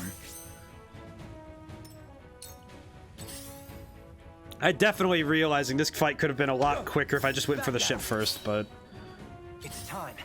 I think getting all of the spoils was very important, especially for the fact that I really need to level up again. Let's see, haste, Roland. Victory goes to Frick. I do think my direct comparison for this game in terms of gameplay and story is Fire Emblem Three Houses. I definitely think in terms of I would definitely say in terms of the political intrigue and the stakes, I do wonder if this game has a bit more, it's more personal. But some of that's because of the different themes that Three Houses is running with. Come on then. But I also think that that might also be just because I chose Golden Deer for my first run, and it's not. I've become well aware that I've definitely become aware that that's not the story that you choose to. Not a pushover. That's not the house you choose for the political and, you know, the intrigue that you expect from a Fire Emblem game, but Did you see that? Allow me. I definitely think that to lead, I must grow. I definitely think that's my fault, but what are you gonna do? Defeat is not an option. Let's see, what can I do? What did I just do? That was a weird move. I don't... Okay. Time to take flight. Can I shoot you from here? No, but I can do fell swoop. Can I shoot you from here? I can. How about a binding arrow? You'll get no mercy from us. Victory is ours. My pride is my shield. Very much appreciate this game for what it's done for me. I also really appreciate getting to have a full stream today. I do appreciate getting to actually get to sit and play the game for the full 4 hours. I still need to decide what I'm doing next week. My Wednesday slot is cleared up and I don't know what to do. Our victory is assured. Common consensus this game is closer to FF Tactics in spirit. I need to play FF Tactics then. That's interesting. I'll give it my best. Sounds like another game I need to add to my list of things. There is no mercy on the battlefield. That's really cool though. I was actually kind of unaware. I have never seen FF Tactics, so that's really cool though. Much appreciated. I think the main reason I draw a comparison to Three Houses is solely out of my own experience. I shall do what There's a couple of other games I think I can think of that are close to it, but one of them is kind of dumb, if I'm being honest. One of the games I'm thinking of compare it to, due to its gameplay being close, is Pokemon Conquest for the Nintendo DS, which is really weirdly similar to this game somehow. Actually, now that I think about it more. That's actually weird now that I think about it. Yeah, Pokemon Conquest was a similar game to the Conquest series, and also the FF Tactics, but Pokemon. So, the more I think about that, the weirder it is that those are my basis, the things I have as a basis for this game's mechanics. Where shall we strike? So that's weird. Perish. I definitely know why that is, and it's just because until I was 14, I was solely a Nintendo kid, like flat out. Well, yeah. Oh, there goes the controllers. Oh, tells me that stream is 7 minutes from. That's okay. It has an hour. That's fine. But it does tell me that my experiences have been very different from everyone else's.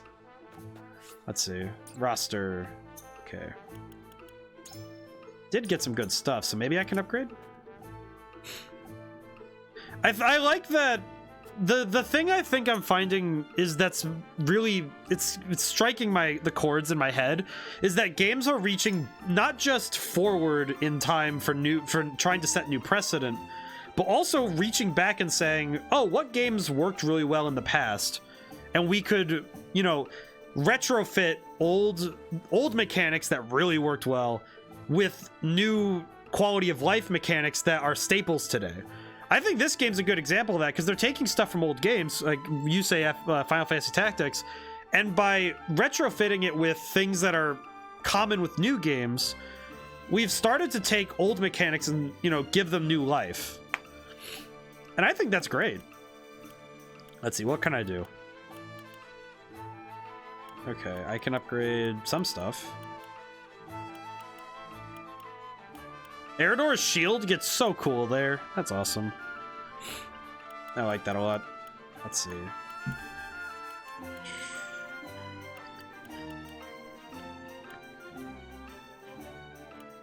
I will say that Corentin is one that needs upgrades, but I don't really know what to give him. Ah, jeez, that's a little rough.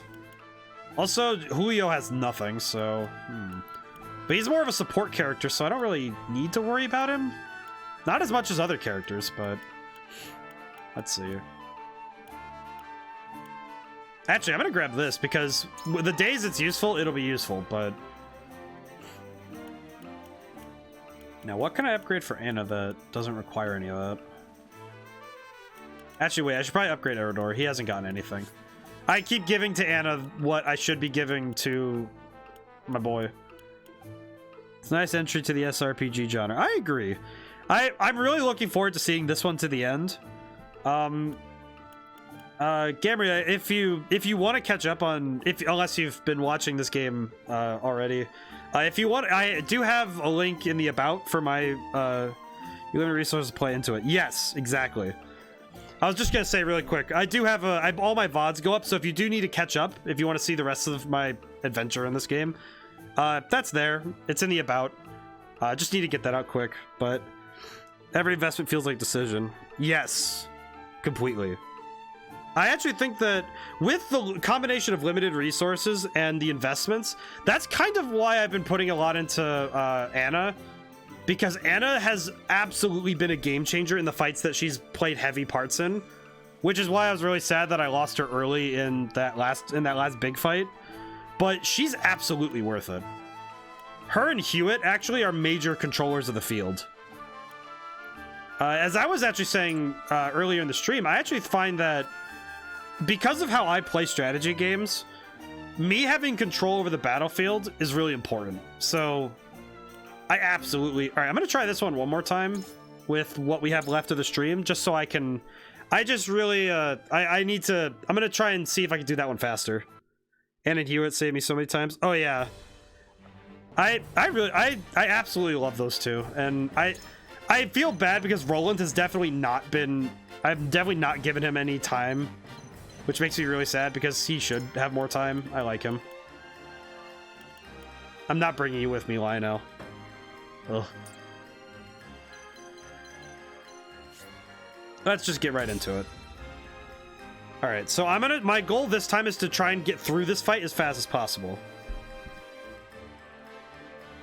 I definitely think that once you learn a tool, once you learn like how to use the tools of play to the best of your ability, it does do well for you to try and, you know, splinter off so you can try out new things. But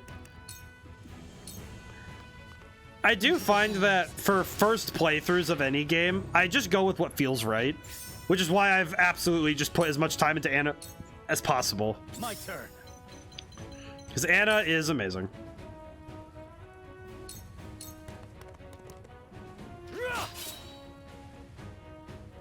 I think the one character it's a bit underrated for me is Ian's. I feel Ian's is one of those characters that I both highly appreciate, but also I almost never say why. Because I almost never talk about him, because I just assume he's awesome. Because in that last fight, he was really helpful for giving me control. Again, when I have control of the battlefield, I feel like I can really handle a fight. But if I don't have control of the environment, I just get I get lost. Okay, I'm gonna have her stay here. There we go. For the honor of House Wolford. I definitely find with some games I have to change my strategy in order to, get myself to learn more. I think a good example of that, a weird one, is any game that is a fighting game or a game that has an arena brawler feeling. One of them in my head is Custom Robo, because I 90% of the time I'm just using the Gatling gun. I almost never touch anything else because why would I? Let's see. If I can... Does this negate that, or...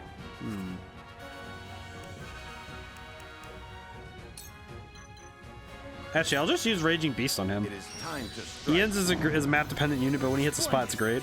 I've found so far he's pretty good on most maps, actually.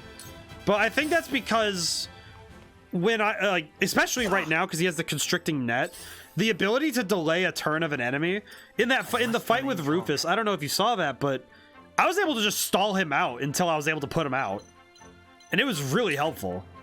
Because that's a really good skill to have, is just to be able to stall an opponent out. Like this. Now he can stay there. I shall do what I can.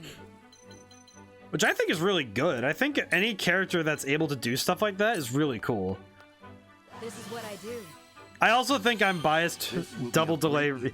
Yeah, because I wasn't really sure if I could, but then I realized, oh, I could just keep pushing him back further and further down the line. Which, looking back on that, man, that's definitely one of those moments in a battle that absolutely just that really did make it so I could deal with Rufus in a way that was manageable. Because otherwise, I definitely would have just been in pain, like, the whole time. Okay, I need to get to that ship. Especially because even if the game tries to limit me and how much I can delay him, I was still able to just keep pushing him back and back.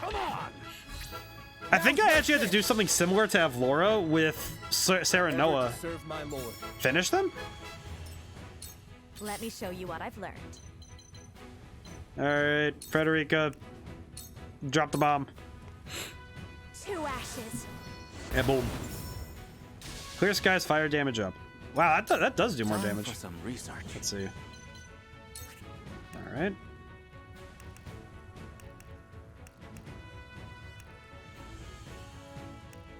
That's the best I got. I think I definitely think once my knowledge of this game's mechanics reaches a instinctual level, like I understand very well what I'm doing, I'll definitely be a lot stronger on some of my strategic blunders. Namely, that whole left flank fell apart, and I shouldn't have done that. Actually, now that I think about it, I should have put Hewitt over there because she would have been able to go over the barrier and but again, it's one of those things where, well, the fight wouldn't have turned out at all how it did turn out. So would it have turned out better? I don't know. Okay, I just need to get to the boat, but I don't want to just leave the flank open. You know, Anna can handle this guy. Start with the poison. This'll hurt. Sound strike. One more. And then a dagger. Sound strike. All right. Forward. Okay, who's going before that guy? Where is that guy? Need to figure out where this guy is on the turn order. Where is the big dude on the turn order? Is he only at the back? He is. Oh. Okay, well then I don't have to worry too much. Alright, knock that guy out. Early performance is worse than it is now, but I improved over time. Yeah, I think, well, and I think it's especially, it's just true in general because you're still learning a game, so you can't really be faulted for not knowing the mechanics as well, but click Y on an empty space to list all turn orders. Really? Now I need to look. Oh! Well, dang, that's really helpful. Thank you. That's really cool. Oh. Learned something new today. Also, I do recognize I'm over time, but it's whatever. He's been locked in there this whole time, hasn't he? Wow. Let's see. All right, I need to clear the right flank somehow, so just fire down. That's good to know.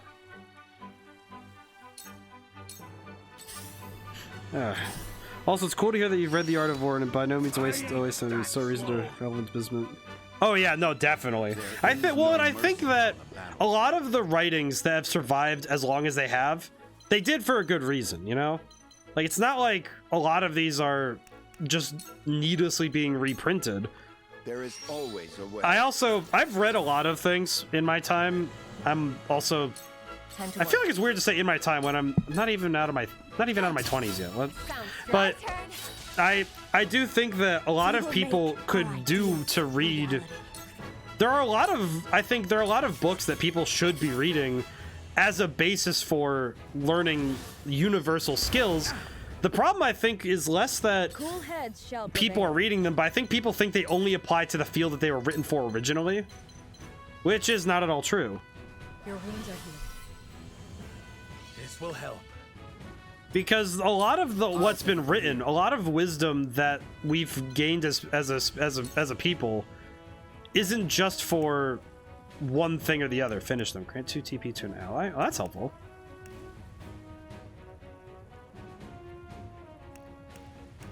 Actually, I'll do that right now.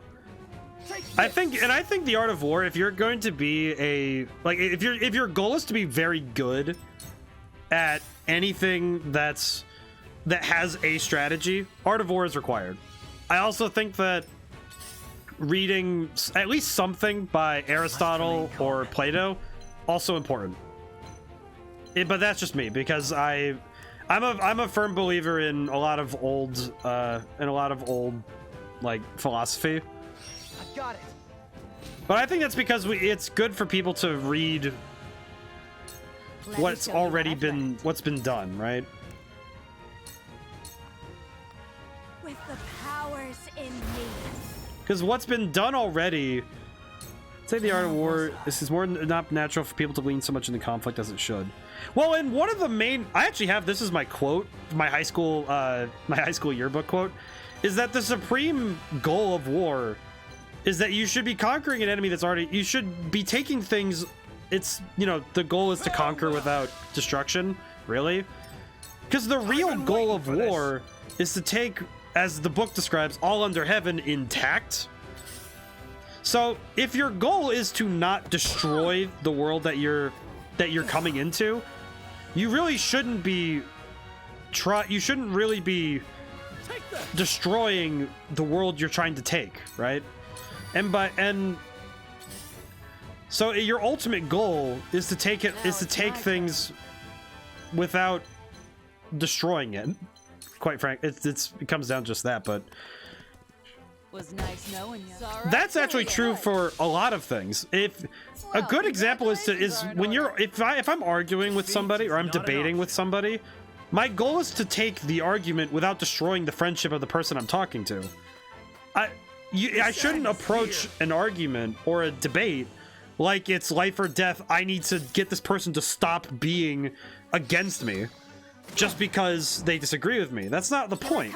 If I can explain to somebody my views on something, but not destroy. My goal isn't to destroy them, and my goal is certainly not to destroy somebody else just because.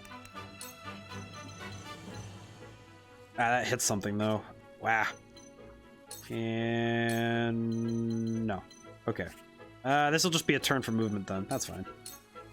But.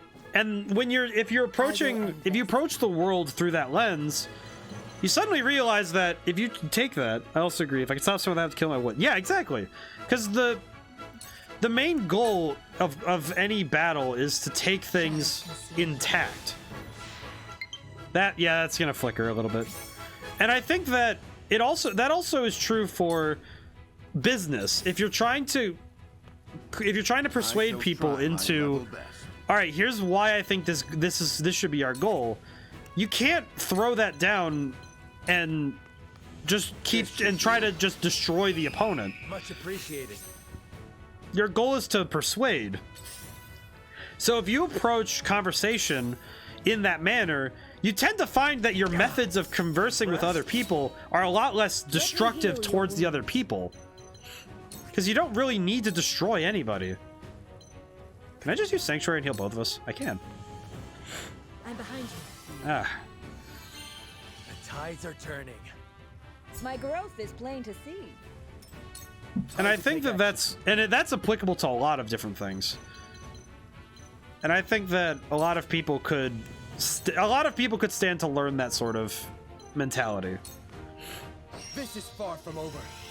That'll do. Because if I'm going to engage in discourse with people, I really hope that they can understand that it's not guaranteed that I'm going to, suddenly change out my mindset just because they tell me something.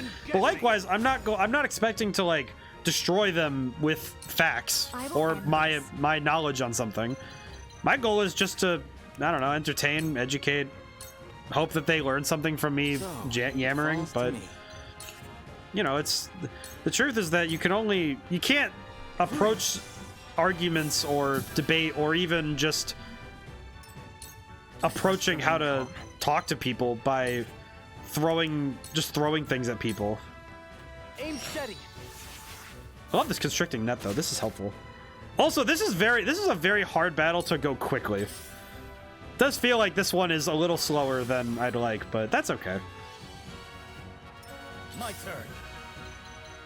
I guess it's funny because I was telling myself I probably won't be getting a lot of work done tomorrow on my projects, but that's okay. I'm still on the mend, so that's okay. I can have a little bit of downtime tomorrow. Still need to prepare stuff though for later, but Feisty, aren't we? let's see.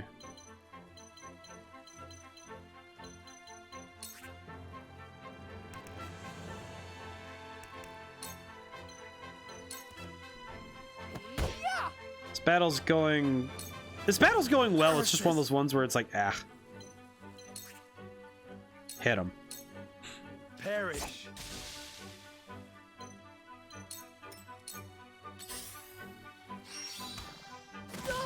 This does also give a good chance for me to learn how to deal with this immobility stuff, because this is really rough.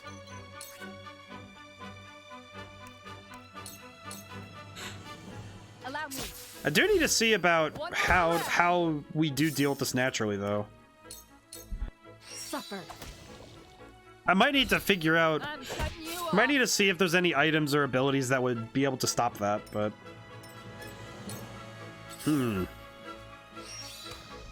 I'll have to see what's available in the coming future. Right. Let us pry out their weakness. Let's see.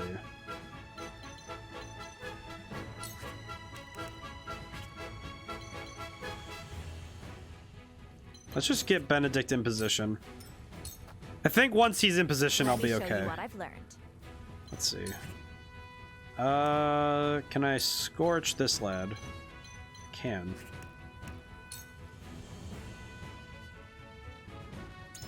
Wait. Empty space. Empty space. 14 and 9, so yeah, I have time. Blazing chains. Do that. There we go. Ah. I definitely feel like I definitely have noticed that my Thursday streams, I feel like my Thursday streams always go a little long, and I'm kind of okay with it. You misjudged. That's okay. You've left yourself open. Whatever it takes.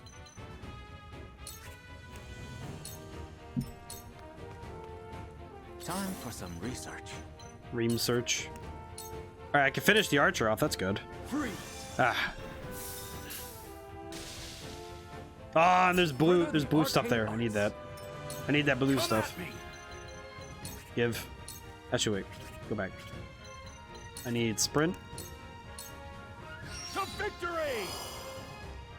The sad thing about war, thinking about all the themes of this game, the worst thing about wars, especially ones that are driven by means that they're driven by this war is driven by reasons that are nebulous.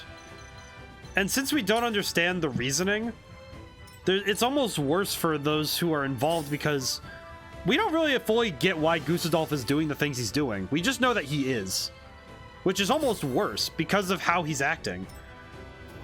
Curses. And because of that, people are going this war is going to drag on, and then we're going to be, and a lot of people are just going to be left thinking, well, why did this have to happen? And it's funny because I feel like Gustadolf's war is going to be something that the in-world historians are going to be debating the reasoning of for like eons. Because that's the reason why old wars have been debated for ages. Because sometimes the reasoning doesn't make sense to us in our modern sensibilities.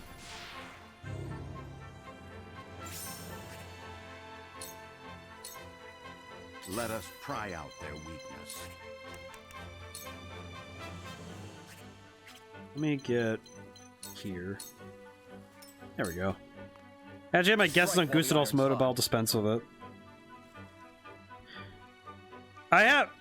It's interesting because the way he talks is interesting because it tells of an ideal, but it doesn't really make sense to me.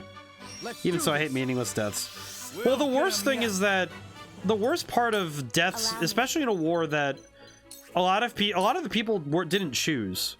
I won't lose. Yeah, well, and it's like it's a whole philosophical debate, really, because well, what's the point? Why? What is? Because what I really want to know is what Gustadolf's goal is, right? Shall we begin? And that's why I think Gustadolf is engaging as a villain, because I want to understand his motives. Even if I hate him for what he's done, I need to know why he's doing it. Because it just doesn't make sense to me. Where was I? Because the way because I understand what he's done, but the why is what's making me wonder, well, what is his goal? Because he says freedom, but I don't think freedom is really the point. Because if freedom was the point, then Didn't see that coming. I don't think that he would have gone about it by starting a war in such a deceitful manner. If it was truly freedom in that sense. Because if his thought is freedom in a very different way than we understand it, then it can start to make sense, but his ideals of freedom must be some twisted take on the form. I hope it's not a freedom through death kind of thing, but that doesn't seem to be the case because of how he's talked about it. This ends now. Together. There we go. Took the boat. That took a lot longer than I hoped, but that's okay.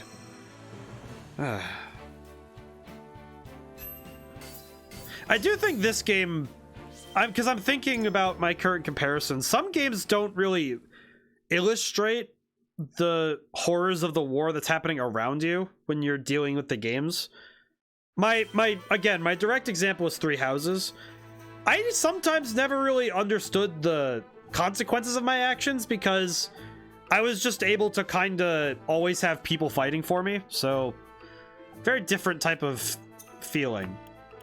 But this feels very personal because of the characters being directly affected by the war. And I think that directly shapes how I feel about about the battles. Especially because all of the battles in the war have had personal stakes to them, not just, oh, I need to win. It's not just about extrinsic value. It's about intrinsic value. And that's important for a great game. Alrighty. Gamria, have you followed me? Yeah, I play this game every Thursday. At least until I finish it. Which might be a while, but still. I very much enjoyed our conversation, by the way. I really enjoyed this. It's always great when I get to talk. Thank you, Gamria, for following. Thank you so much. The support is deeply welcomed. I actually, not gonna go too far into it, but I had a rough week last week. The power went out, that's why I didn't get to stream last week. But I'm happy that things are back on the up and up. I'm not even kidding, it was from Tuesday to Friday at noon, I had no power. So I couldn't stream Wednesday and Thursday like I usually do. So I'm happy to have this conversation. I try to make sure I'm gonna figure out how I'm gonna do this as I go forward, especially as more people come to join streams every week. Well, I think that I'm gonna be honest. I'm gonna nerd out a little here. I actually think that this game really is great for the type of person I am, because I don't want to just. Because I love games, so I really want to talk about them. And I think anybody who says that a game has too much text, I feel like that's a little, that limits them and their ability to enjoy the game. But I respect the opinion, and I respect that that's their preference, but I just hope that nobody's turned away from the game because of the fact that it's a lot of story. Because I think it's very accessible if you're able to just sit and take it in. And especially I think if I'm able to digest it and help people understand it better, especially if somebody watches my stream and asks what something meant, I'd be more than happy to explain.